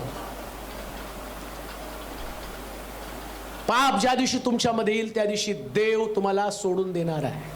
आणि देवानं सोडलेल्या क्षणाचीच सैतान वाट पाहत असतो. म्हणून आम्ही पाहतो योबाच्या घराजवळ तिथं बसलेला सैतान रोज पाहत होता योब कुठंतरी चुकावा, स्वर्गामध्ये गेला. सैतान स्वर्गामध्ये जातोय तर का अजून पण अप्पर डिप्पर चालू आहे त्याचं. वर खाली चालू आहे अजून पण. कुठपर्यंत? जोपर्यंत त्याला येशू येऊन बांधणार नाही, लुसिफर येऊन त्याला मिखाईल येऊन त्याला बांधणार नाही, तोपर्यंत चालू आहे. आता तुमच्याकडे आलाय ना, तो सगळं तुमच्याजवळ येऊन बसला आणि बसल्याबरोबर तो स्वर्गात पण जातो. माझ्याविषयी माझ्याकडे आल्यावर त्याला वाटलं की नाही संदेश द्यावा आणि मग कुठंतरी त्याला अडचण यावी, चक्कर येऊन पडावा, काहीतरी प्रॉब्लेम यावा, इकडं प्रॉब्लेम यावा, तो सगळं प्रयत्न करतो करतो निराश होऊन स्वर्गामध्ये जातो. देव त्याला विचारतो, काय झालं? युट्यूबवर पण गेलं, फेसबुकवर पण गेलं, निराश झाला, तुझं लक्ष माझ्याकडे माझ्या सेवकाकडे गेलं. मग तो पण फुकट भय बाळगतो का? जरा कुंपण काढून बघ. कुंपण काढल्याबरोबर सैतानाने सगळे डावपेच वापरले, मुलं मेली, संपत्ती गेली, योबाचं शरीर फोडानं भरलं. का तर देवाचा हात सुटला. देवानं त्याचा हात थोडा वेळ सोडला. देवानं त्याचा हात धरल्यावर परत त्याची बरकत झाली. येशूच्या बाबतीत पण तेच आहे. थोडा वेळ देवाने त्याचा हात सोडला, हात धरून पुनरुत्थान केल्यावर आता त्याला हरवणार जगामध्ये कोणी नाही प्रिया. पण तो डोळ्यामध्ये अंजन मात्र घालतो. देवानं तुमचा हात सोडला तर मग योबाच्या बाबतीमध्ये जशी विपत्ती आली तशी विपत्ती, जशी ख्रिस्तावरती विपत्ती आली तशी तुमच्यावर विपत्ती येणार आहे. म्हणून देवानं तुमचा हात सोडू नये याच्यासाठी प्रभूंनी तुमचा त्याग करण्याच्या ऐवजी तुम्हीच पापाचा त्याग करा, तुम्हीच वाईट सवयीचा त्याग करा, रागाचा त्याग करा, वासनेचा त्याग करा, वाईट गोष्टींचा त्याग करा, व्यसनांचा त्याग करा, वाईट बोलण्याचा त्याग करा, निंदा करण्याचा त्याग करा, रागवण्याचा त्याग करा. रागाचा त्याग करून टाका ना. राग आलेला देवाला चालत नाही. स्वतःवरती प्रेम केलेलं चालत नाही. देवावरती प्रेम करा, देवावर प्रेम करा. सगळ्यात तुमचं पहिलं प्रेम देव असला पाहिजे. आमीन म्हणाल का? त्याचा त्याग करू नका देवाचा. मग आम्ही पाहतो की या ठिकाणामध्ये देवानं त्याचा त्याग केला, याच्याबद्दल त्याला वाईट वाटलं. आता येशू ख्रिस्त जास्त जास्त स्वतःकडे लक्ष द्यायला लागला. अजून एक गोष्ट जाता जाता सांगतो, किती पण सेवा केली ना, थोडस स्वतःकडे पण लक्ष द्या बरं का. स्वतःकडे पण थोडं लक्ष द्यावं लागतं. येशू ख्रिस्त स्वतःकडे बघत आहे. 3.5 वर्षामध्ये मी सगळ्यांसाठी खूप केलेलं आहे, परंतु मला कळालं ज्यांच्यासाठी केलं ते सगळे सोडून गेलेले आहेत. कधी कधी स्वतःकडे पण लक्ष द्या. उपभोग घेऊन ते तुम्हाला सोडून जाणार आहेत. एवढं त्यांच्यामध्ये गुंतून राहू नका. येशूने ते शिक्षण आम्हाला दिलं. हा पेत्र मला कधी सोडत नव्हता ना, तो तर पहिला पळाला. त्यांनी मला शिव्या दिलेल्या आहेत. एक गोष्ट ध्यानात ठेवा, कोणाच्याच प्रेमात एवढं अडकून पडू नका की ज्याचं किंमत तुम्हाला चुकवावी लागेल. कोणामध्ये एवढं गुंतून पडू नका की ज्याच्यामुळे तुमचं अंतःकरण जास्त दुःखी होईल. म्हणून काही वेळ स्वतःसाठी पण ठेवा, स्वतःवर पण प्रेम करा थोडंसं. जसं येशू म्हणतो, माझ्या देवा तू माझा त्याग का केला. सेवा करा, भरपूर सेवा भरपूर करा, पण स्वतःची पण काळजी करा. जसं येशूनं मरियेची काळजी केली, योहानाची काळजी केली, आता तो स्वतःची पण काळजी करत आहे. त्याचं स्वतःकडे पण लक्ष गेलेलं आहे. म्हणून सेवा करताना तुम्हाला सुद्धा स्वतःची काळजी करावी लागणार आहे. आता 5व्या उद्गाराकडे येऊया. योहानाचं शुभवर्तमान 19 अध्याय 28 वचन. यानंतर आता सर्व पूर्ण झाले आहे, सर्व पूर्ण झालं आहे हे जाणून येशूने शास्त्रलेख पूर्ण व्हावा म्हणून मला तहान लागली आहे असे म्हटलं. तेथे आंब भरून ठेवलेलं एक भांडे होतं. म्हणून त्यांनी आंब भरलेला स्पंज एजोप झाडाच्या काठीवर बसून त्याच्या तोंडाला लावला. आता तो म्हणतो मला तहान लागलेली आहे. हे फार सुंदर आहे बरं का. ज्यास मी काल त्याच्यावरती मनन करत होतो ना, आणि मग त्याच्यातलं जे सिक्रेट, त्याच्यातलं जे रहस्य आहे, त्याच्यामधलं जे गुपित आहे, तहान लागणं किती गरजेचं आहे. येशू म्हटला मला तहान लागलेली आहे. आणि ज्यावेळेस हा शब्द त्याने उच्चारला ना, तर लोक त्याला त्याची तहान भागवण्यासाठी, ती कैद्याला तहान भागवण्याची पद्धतच होती. कोणती? आंब देणं. जसं तुम्ही म्हणता लिंबू सरबत, तसं ते काय करतात, सडलेल्या द्राक्षरस, त्या द्राक्षरसाला त्या स्पंज त्याच्यामध्ये बुडवायचा आणि तो त्याला द्यायचा की जेणेकरून त्याची तहान भागली जावी. मग येशूनं तर ते नाकारलं. त्याला 2 कारण आहेत. पहिलं कारण, ते आंब सडलेल्या द्राक्षरसापासून बनवत होते, हे पहिलं कारण. आणि दुसरं जे स्पिरिच्युअल कारण आहे, त्याला ती तहान नव्हतीच. पण पण दोन्ही पण आमच्यासाठी महत्वाचे आहेत. तहान लागली पण त्यानं द्राक्षरसाला सडलेल्या त्या आंबाला त्याने स्पर्श केला नाही, कारण तो नाझीर होता. अजून एक गोष्ट तुम्हाला माहिती का? आठवा बरं, मी काल काय तुम्हाला सांगितलं होतं, का तो त्याने ते द्राक्षरस पिला नाही, तो आंब पिला नाही. शिष्यांबरोबर भोजन घेताना तो म्हटलं हे शेवटचं आहे, याच्या नंतर मनुष्याचा पुत्र परत द्राक्षीच्या उपसापासून काही घेणार. आणि आता नेमकं तीच घटना त्याच्या समोर आली. ते आंब द्राक्षीचा उपज त्याच्या समोर आणला, पण त्यानं तो द्राक्षीच्या उपजापासून असणार आंब पिला नाही. आता ऐका बर का, त्याला द्राक्षीच्या उपजाचं आता परत येईपर्यंत मी सेवन करणार नाही, म्हणजे त्याला त्या द्राक्षीचा उपज नको होता. मग कोणते हो? मी खरा द्राक्षवेल आहे, तुम्ही फाटे आहात. त्याला यातला द्राक्षीच्या उपजाचं पाणी पाहिजे, यातला तो रस पाहिजे, जो तुम्ही आणि मी ख्रिस्तामध्ये टिकून राहून तुम्हाला आणि मला ख्रिस्ताची तहान भागवायची. किती सुंदर नाही का? तर आकारला मला हे नकोय, मला तहान लागली ही गोष्ट खरी आहे, पण मला सडकं नकोय. लक्षात घ्या, तसं ज्या व्यक्तीचं जीवन सडक आहे, पापानं घाणेरडं झालेलं जीवन आहे, ती व्यक्ती ख्रिस्ताची तहान कधीच भागवू शकत नाही. दुर्गंधयुक्त जीवन, सडलेलं जीवन. सडतं कशाने माहिती का? एकाच गोष्टीवर, समजा एक वस्तू जास्त काय तिथंच राहिली की ती सडून जाते. बरोबर आहे का नाही? तुम्ही काहीतरी वस्तू आणली, केळी आणून तुम्ही पटकन खाल्ली, चांगली राहते. महिन्याने जाऊन तुम्ही खाल्ली, सडून जाते. तसं काही विचार लगेच टाकून दिले ना सडत नाहीत, पण तसेच महिने वर्षानुवर्ष ठेवले ते सडलेले. आणि असल्या विचारांची आराधना प्रभूला मान्य नाही, ती सडकी उपासना आहे. ते तुम्हाला त्याग करावाच लागणार आहे. आता ऐका, अजून मला तहान लागली म्हटलं, पण त्याने आंब दिलं पण तो पिला नाही. येशू ख्रिस्त सुद्धा ज्यावेळेस मी पाहतो याकोबाच्या विहिरीवरती गेला, शिष्याला म्हटलं जा मला भूक लागली आणि तुम्ही भाकरी घेऊन या. सगळे शिष्य रानामध्ये भाकरी आणण्यासाठी गेले. नीट आहे का? फार सुंदर आहे. ज्याला तहान समजली ना तो व्यक्ती, आणि जो भागवणारा व्यक्ती किती महत्वाचा आहे. तहान भागवणारा व्यक्ती, कसली तहान आहे त्याच्या संबंधाने मी तुम्हाला सांगत आहे. ते गेले भाकरी आणायला. हा याकोबाच्या विहिरीवरती गेला आणि गेल्या आणि त्या बाईला म्हटलं, बाई मला पाणी दे, मला तहान लागलेली. म्हणजे त्याला तहान लागली होती म्हणून त्यांनी तिला पाणी मागितलं.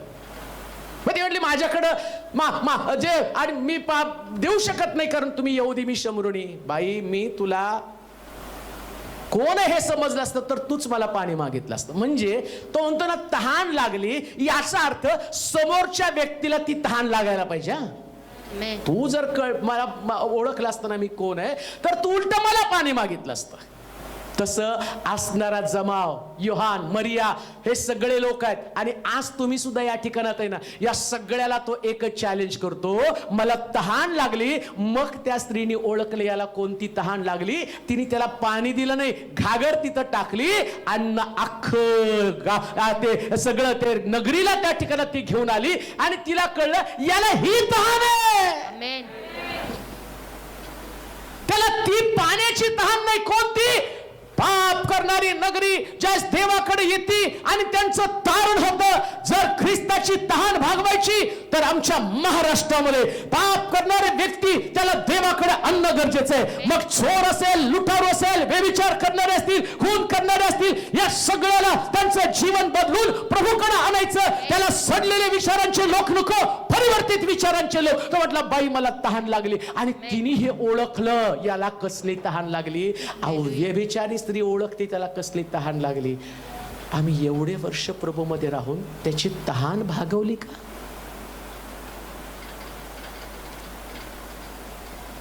अख्खं शमरोन ती घेऊन आली. ज्याला ख्रिस्ताची तहान कळाली ना, अख्खं गाव बदलून टाकण्याची ताकद तो स्वतःमध्ये ठेवतो. Hallelujah, hallelujah. काय सुंदर नाही का? तिला कळाली याला कसली तहान लागली. तिने विहिरीतलं पाणी नाही काढलं, तिला माहिती याची तहान शमरोन आहे. तसं प्रभूला आमच्या शहराची तहान लागलेली आहे. प्रभूला आमच्या राष्ट्राची, महाराष्ट्राची तहान लागली.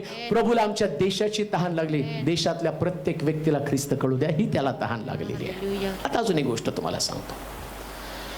जो येशूची तहान भागवण्याचा प्रयत्न करतो, ज्याला ख्रिस्ताची तहान भागवणे, आता तिथं असं लिहिलं, त्यांनी त्याला आंब दिलं, पण त्याचं नाव नाही. कोण आहे, कोण व्यक्ती, त्याचे नावच नाही, कारण ती त्याची तहान नव्हती. पण शमरोणी स्त्रीचं नाव मात्र लिहिलं. शमरोणी स्त्रीने अख्खा शमरोन आणला. जो प्रभूची खरी तहान भागवतो ना, तो इतिहास निर्माण करतो. हा त्याला आशीर्वाद आहे. अजून एक गोष्ट तुम्हाला सांगतो. इश्माएलाला, हगारेला, दोघांना घराच्या बाहेर हाकलून दिलं. जाताना अब्रामानं हगारेच्या खांद्यावरती पाण्याची एक मसक दिली. तिला म्हटलं घेऊन जा. ती घेऊन गेली. वाटेमध्ये पाणी संपलं. अब्रामानं दिलेलं पाणी संपलं आणि इश्माएलाला तहान लागली. नीट ऐका बाई, तू जर मला ओळखलं असतं आणि तू मला पाणी मागितलं असतं, मी तुला असं पाणी दिलं असतं, तुला परत कधी तहान लागली नसती. आणि ईशू म्हणतो मला तहान लागली. आणि इथं काय घडलं माहिती का, आता इश्माएल रानामध्ये आला आणि तो तहानेनं व्याकुळ झाला आणि तो रडायला लागला, ओरडायला लागला. हगारने पण पाणी संपलेलं, पण ती तहानेसाठी ओरडायला तयार नाही. ती फक्त इश्माएलाचा मृत्यू बघती. इश्माएलाला भूक पण लागली, पण बायबल सांगतं तो तहानेनं व्याकुळ झाला आणि परमेश्वरानं त्याच्यासाठी रानामध्ये झरा खोदला. नीट ऐका, भूक नाही बर का, तहान. शास्त्र सांगतं देवानं इश्माएलाचं रडणं ऐकलं. देवानं इश्माएलाचं रडणं, येशू पण वधस्तंभावर रडत आहे मला, आणि देवानं त्याचं रडणं ऐकलं, म्हणून तुम्ही आज देवाच्या घरामध्ये आहात. हालेलुया. आज तुम्ही जे फेसबुकवर, युट्यूबवरती, टीव्हीवरती माझं वचन ऐकता, देवाचं वचन ऐकता, त्याचं कारण काय माहिती का, कारण ख्रिस्त म्हटलं मला तहान लागली आणि या तहानेनं तुमच्यामध्ये जी भूक निर्माण केली, आता त्याचा परिणाम काय होणार आहे माहिती का. इश्माएल रडायला लागला, प्रभू मी मरत आहे. बायबल सांगतं त्यानं रानामध्ये त्याच्यासाठी झरा खोदला. हगारेला म्हटलं, हगारे बघ तिकडं. हगार गेली, पाणी आणलं, तहान भागवली इश्माएलाची. इश्माएल ओरडत होता म्हणून हगारनं इश्माएलाची तहान भागवली. आणि परमेश्वर तिला काय म्हटलं माहिती का, आता हा मरणार नाही, याच्यापासून मी एक राष्ट्र निर्माण करणार आहे. ज्याला तहान समजते ना, नेमकी तहान काय, तो राष्ट्रासाठी उपयोगी असणारा व्यक्ती बनतो. प्रियांनो, तसं ख्रिस्त जगासाठी उपयोगी बनला. तुम्ही पण तहानेले बना. सुवार्तेची तहान तुम्हाला लागू द्या. जगासाठी उपयोगी पडाल, जगासाठी उपयोगी पडाल. म्हणून मला तहान लागली म्हटलं आणि आम्ही पाहतो की त्याला आंब दिलं, पण त्यानं घेतलं नाही. त्यानंतर आम्ही पाहतो 6वं जो असणारं उद्गार त्याच्या मुखातनं त्यांनी काढला. योहानाचं शुभवर्तमान 19 अध्याय आणि त्याचं 30 वचन. येशूने आंब घेतल्यानंतर, येशूनं आंब घेतल्यानंतर पूर्ण झाले आहे, पूर्ण झाले आहे असे म्हटले, असं म्हटलं आणि मस्तक लवून, आणि मस्तक लावून आपला आत्मा समर्पण केला. आपला आत्मा समर्पण केला. कांदू नाही का. आता तो जास्तीत जास्त स्वतःचा विचार करू लागलेला आहे. थकलेला येशू, तहान पण त्याला लागली, देवानं त्याचा त्याग का केला हे पण त्याला आठवलं. त्याला आता मृत्यू जास्त जवळ आल्याची जाणीव निर्माण झालेली आहे. नीट आहे का. जसं मृत्यू जवळ यायला लागला ना, तसं तो आपल्या मिनिस्ट्रीचं पुस्तक त्यानं उघडायला सुरुवात केली. 3.5 वर्षाचं सगळं लेखाजोखा त्याने आपल्या समोर मांडला. पहिला प्रश्न त्याने स्वतःला केला, तू या जगात का आला. त्याचं उत्तर, मनुष्याचा पुत्र हरवलेले शोधण्यासाठी. मग येशू स्वतःला विचारतो, तू कशासाठी आला. मी हरवलेले शोधण्यासाठी आलो. मग कुणाला शोधलं. तो म्हटलं, मी शमरोणी स्त्रीला शोधलं, मी जक्कयाला शोधलं, मी लाजरसला कबरेतनं बाहेर काढलं. आणि मग त्याला कळालं, कोणतंच काम मी अर्धवट ठेवलं नाही. तुम्ही या जगाला सोडून जाण्याच्या अगोदर तुम्हाला पण तुमचं परीक्षण करायचं आहे. तुम्हाला स्वतःचं परीक्षण करायचं आहे. देवानं तुम्हाला जगामध्ये पाठवलं कशासाठी.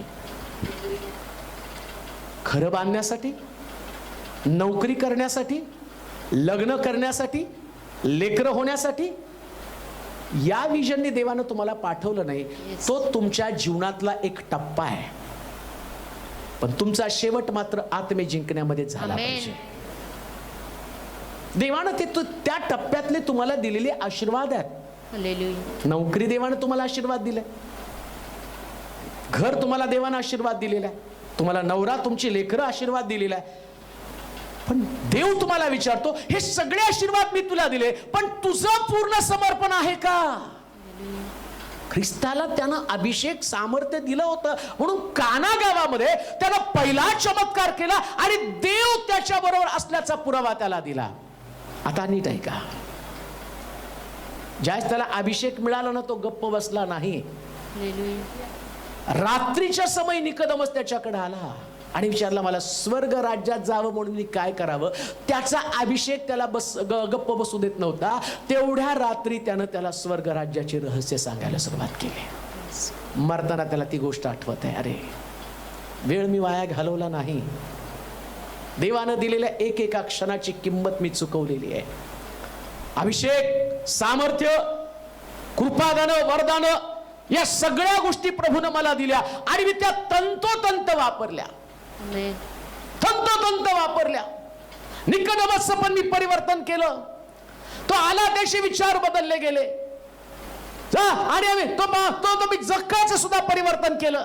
त्याच्या जीवनामधली कमतरता त्याला समजली आणि त्याचं परिवर्तन करून त्याला सगळं सोडायलाच भाग पाडलं. ह्या सगळ्या गोष्टी मी पूर्ण केल्या. एवढंच नव्हे, त्याला माहिती होतं पाप क्षमेसाठी मला माझं रक्त सांडावं लागणार होतं आणि तो आता इतका आनंदून म्हणत आहे, कतरा ना कतरा, लहूचा थेंब ना थेंब, रक्ताचा थेंब ना थेंब माझ्या लोकांच्या उद्धारासाठी सांडलं, आता पूर्ण झालंय. पूर्ण काय झालं? पापाबद्दलचा मोबदला 100% पूर्ण त्यानं केलेला आहे. 100% त्यानं सगळं पूर्ण केलेलं आहे. अभिवचनं पूर्ण केली, यातना सहन करण्याचं काम, जसं म्हटलं, तो मारणाऱ्यांसमोर त्याने आपले गाल केले, दाढी उपटणाऱ्यांसमोर आपले गाल केले, त्याची दाढी उपटली आणि ते पण काम त्यानं पूर्ण केलेलं आहे. शास्त्र सांगतं, लाखात एक असणारा तो प्रभू येशू ख्रिस्त आता येशूकडे पाहून आणि त्या व्यक्तीकडे पाहून आता लोक तोंड फिरवत होती. त्यानं सगळ्या हाल अपेष्टा सहन करण्याचं काम पूर्ण केलेलं आहे. उपवास पूर्ण केलेले आहे, सेवा पूर्ण केलेली आहे, त्याग पूर्ण केलेला आहे, रात्रंदिवस प्रभूचं काम करण्याचं पूर्ण केलं, रात्रभर प्रार्थना करण्याचं काम पूर्ण केलं. कोणत्याच गोष्टी अपूर्ण ठेवल्या नाही. सगळी किंमत त्यानं चुकवलेली आहे. तुम्हाला पण अर्धवट माघारी जाता कामा नये बरं का. नांगराला हात घालून कोणी मागे पाहतो तो माझ्या योग्यतेचा नाही. 100% काम पूर्ण करा. आता फक्त मृत्यूच तुम्हाला ख्रिस्तापासून विभक्त करेल. आमेन म्हणाल का? फक्त मरण. आता नाही कोण म्हणाल, कोण ख्रिस्ताच्या प्रीतीपासून मला कोण विभक्त करेल? मित्र, पूर्ण सेवा करणार आहे. पौल म्हणतो, आता धाव संपली, माझी धाव संपली, मुकुट माझा वाट पाहतोय, बक्षीस मला मिळणार आहे. अहो, मृत्यूपूर्वी दोनच व्यक्ती, एक येशू ख्रिस्त आणि दुसरा पौल म्हणतो, आता बक्षीस माझी वाट पाहत आहे. असं धावा, बक्षीस तुम्हाला मिळालं पाहिजे. असं धावा. कितीही तुम्हाला त्रास झाला ना तरी सुद्धा धावण्याचं सोडू नका. धावू नका, बंद करू नका, धावत राहा. काय लोकांना बोलायचं बोलू द्या तुमच्याविषयी. कोणाला तुमचा किती अपमान करायचा करू द्या. कोणाचं मत तुमच्याविषयी काही का असे नाही. येशूविषयी काय मत होतं लोक? हा बलजबूल भूतांचा अधिपती आहे. मग काय तो निराश झाला? लोकांच्या मताला बदलत फिरला? नाही हो. एक असं म्हणेल, दुसरा तसं म्हणेल, तिसरा तसा म्हणेल. बरं, त्याचं द्या सोडून बाकीच्या लोकांचं. शिष्यच तिथे घरामध्ये बसले, खाल्ले पिल्ले, मजा केली सगळी त्या शिमोनाच्या घरामध्ये.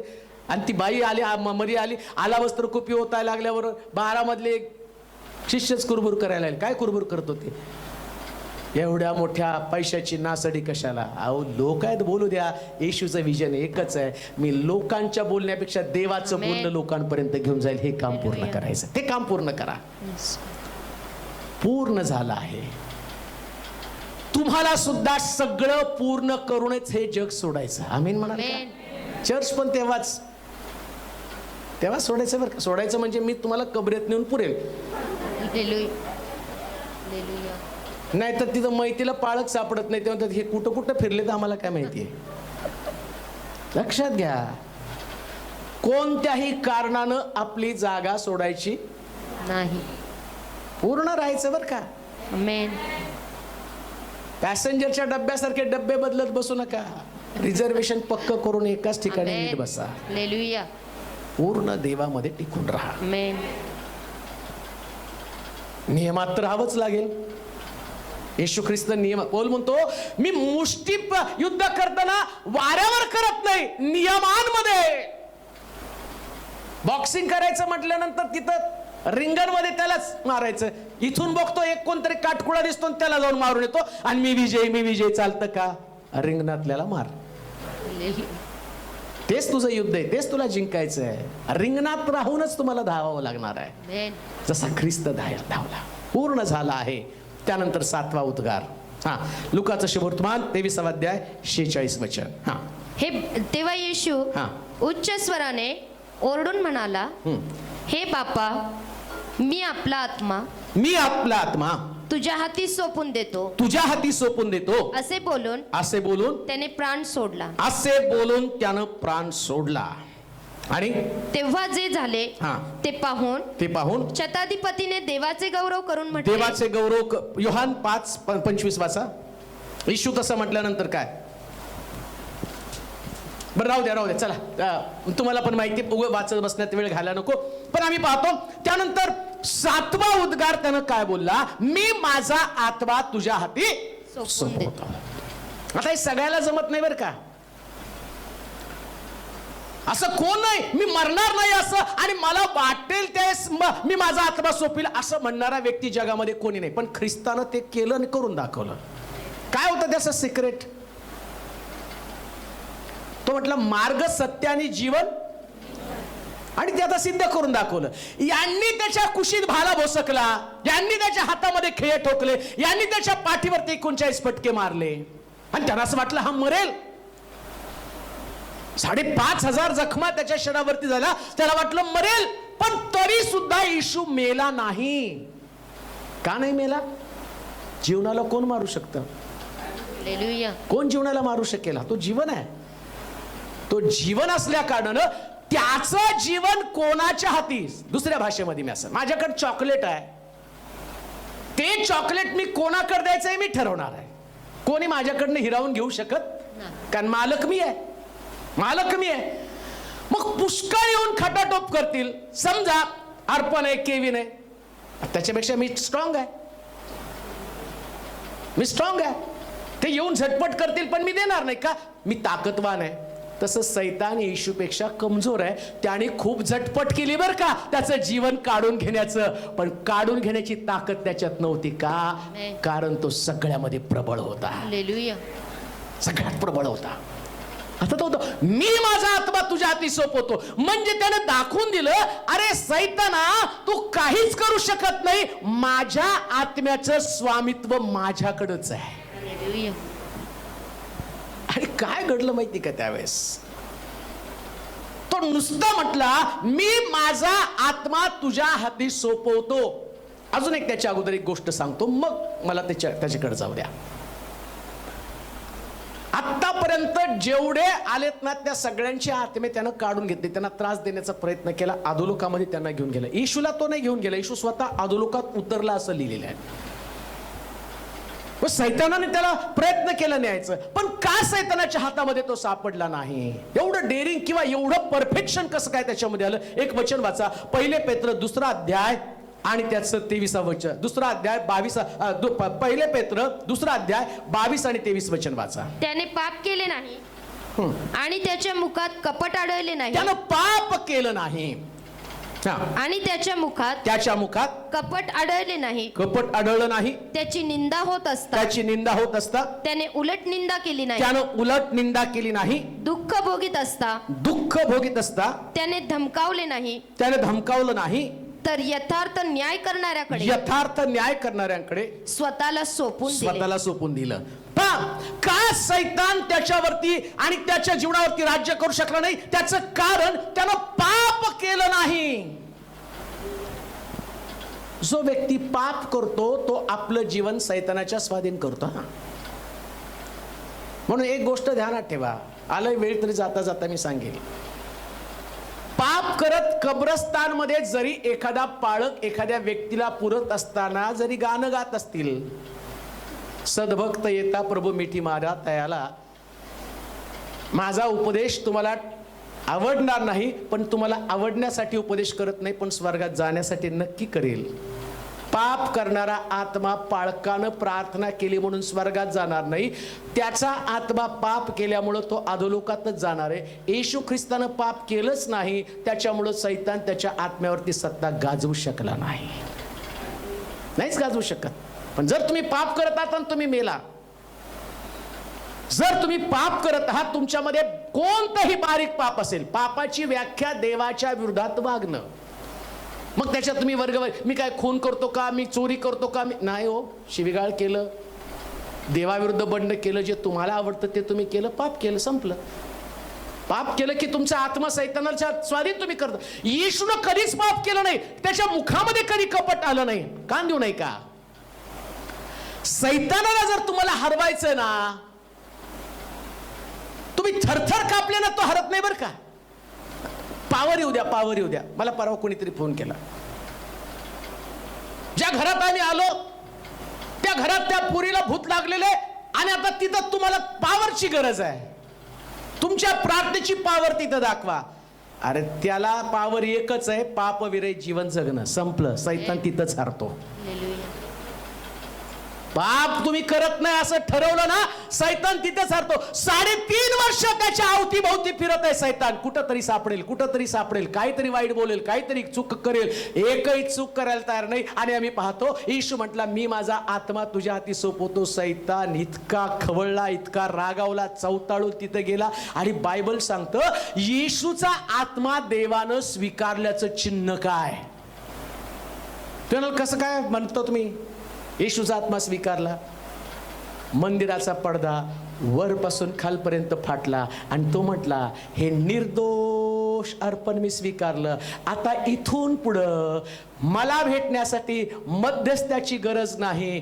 अर्पण पूर्ण झालं, देवाबरोबर आमचा समेट झाला. आता तुम्हाला माझ्या मध्यस्थीची गरज नाही, तुम्ही डायरेक्ट देवाकडे जाऊ शकता. आता मला दुसऱ्या कोणाच्या मध्यस्थीची गरज नाही, मी डायरेक्ट देवाकडे जाऊ शकतो. का? कारण शास्त्र सांगतं, त्यानं आपल्या कुशीतनं जीवनाकडे जाण्याचा रस्ता दाखवला आणि त्यानं ती कुस उघडली आणि तिथून जीवनाकडचा रस्ता त्यानं दाखवला. आणि मी म्हणतो असं पाहतो, तो म्हटला, मी माझा आत्मा तुझ्या हाती सोपवतो. आणि तिथं काय घडलं माहिती का? असं म्हटल्याबरोबर सैतानानं सगळी शक्ती एकवटली आणि तो ख्रिस्ताविरुद्ध चाल करण्याचा, त्याचा आत्मा काढून घेण्याचा प्रयत्न करत असताना बायबल सांगतं, तिथं अंधार पडला. 6व्या तासापासून 9व्या तासापर्यंत अंधार पडला. 12 ते 3 एक मोठं युद्ध तिथं लढलं. आणि ते युद्ध चालत असताना सैतान प्रयत्न करत आहे, येशूना अधोलोकात जाऊ नये. येशू जर अधोलोकात गेला तर तिथं मोठा प्रॉब्लेम होणार आहे. कारण शास्त्र सांगतं, तो म्हटला, आणि आम्ही पाहतो की जुन्या काळात लिहून ठेवलं होतं, तो अधोलोकात उडेल आणि पितळी साखळदंड मोडून काढेल. आणि आम्ही पाहतो येशू अधोलोकात उतरला. कबरा उघडल्याबरोबर ज्या सैतानानं अनेक वर्ष लोकांना बंदिवान करून ठेवलं होतं, परंतु त्यानं येशू ख्रिस्त तो माझा आत्मा तुझ्या हाती सोपवतो. आणि देवानं त्या आत्म्याला पुन्हा काम सोपवलं. तो म्हटला, जा आधी अधोलोकामध्ये जा, जे माझ्यावरती विश्वास ठेवतात त्यांना बाहेर काढ आणि सैतानाला दाखवून दे, आता तुझी सत्ता संपलेली आहे, आता तुझं ताकद संपलेली आहे. आणि बायबल सांगतं, कपडा उघडल्या आणि त्यातनं मेलेले जिवंत झाले. आणि तिथं सैतानाच्या पराजयाला सुरुवात झाली. देवाचे प्रिय लोक, ख्रिस्त मेलेला नाही, आता तो कबरेच्या बाहेर आहे. ख्रिस्त जिवंत आहे. आणि तुम्हाला मला आशा, कोणती आशा आहे? आता आम्ही पण मरणार आहोत, पण आमचं मरण आमचा अंत नाही. जर आम्ही पापविरहित जीवन जगलो, जसा ख्रिस्त उठला तसा आम्ही त्याच्याबरोबर उठलो जाऊ. आणि म्हणून आता आम्ही दुःख करत नाही. परमेश्वरानं नेमलेला दिवस यात आपण उल्हास व आनंद करू. आणि म्हणून आम्ही आनंद करतो का? कारण सैतानाचा शेवटचा अटॅक परतावून लावला आणि येशूनं मेलेले जिवंत केले. आणि बायबल सांगतात तिथल्या सगळ्या लोकांनी पाहिलं, इकडं ख्रिस्त मेला आणि लोक जिवंत झाले. देवाचे प्रिय लोक, जाता जाता समारोपाचा संदेश करेल, येशू ख्रिस्ताच्या मरणानं तुम्हाला पण लोक जिवंत करायचे. लोक जिवंत करणं म्हणजे त्यांना देवाची ओळख होणं, त्यांना देवाविषयीची जाणीव निर्माण होणं, हे काम तुम्हाला आणि मला करायचं. आणि ज्या दिवशी तुम्ही हे काम कराल, मग तुम्हाला असं वाटेल, यहोशुवानं ज्या चिऱ्यावरती 7 डोळे खोदले आणि ते डोळे अशा पद्धतीनं तुमच्या दृष्टीमध्ये अंजन घालेल. आणि मग पुनरुत्थानाच्या सभेला येताना तुम्ही एकटे येणार नाही, तर अनेक आत्म्यांना जिवंत करून देवाच्या राज्यामध्ये आणाल. हेच खरं हा गुड फ्रायडेचा संदेश, हाच खरा उत्तम शुक्रवारचा संदेश. आणि याच्याद्वारे देव तुमच्या जीवनाची आत्मिक बांधणी करो. देव आप तुम्हाला आशीर्वादित करो. आपण प्रार्थना करू, आपले डोळे बंद करूया, आपल्या जागेवरती उभं राहूया. देवाचं वचन आपल्याकडं आलेलं आहे, ते आमच्याशी बोललेलं आहे. किती सुंदर समय गेला देवाच्या वचनामध्ये. ओ प्रभू, अगाध आहे तुझं प्रेम आमच्यावरचं,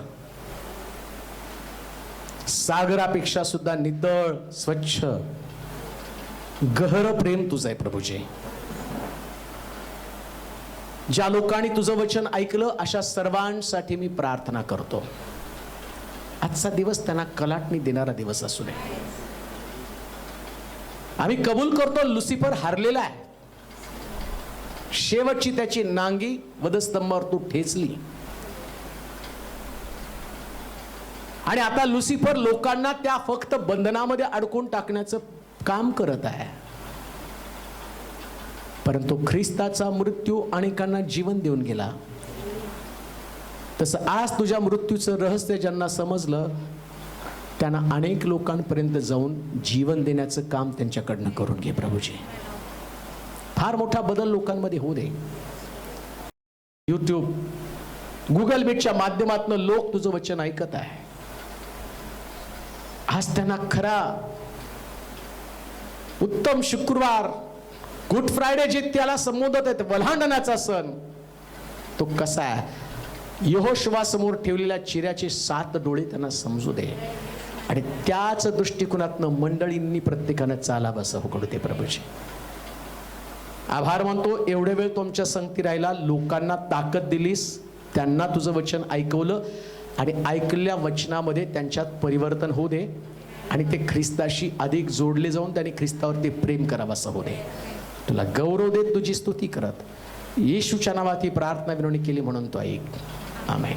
आता देवबापाची प्रीती, प्रभू येशू ख्रिस्ताची कृपा, पवित्र आत्म्याची सहभागिता तुम्हा सर्वांबरोबर आता आणि सदा सदाकाळ असो. आमेन.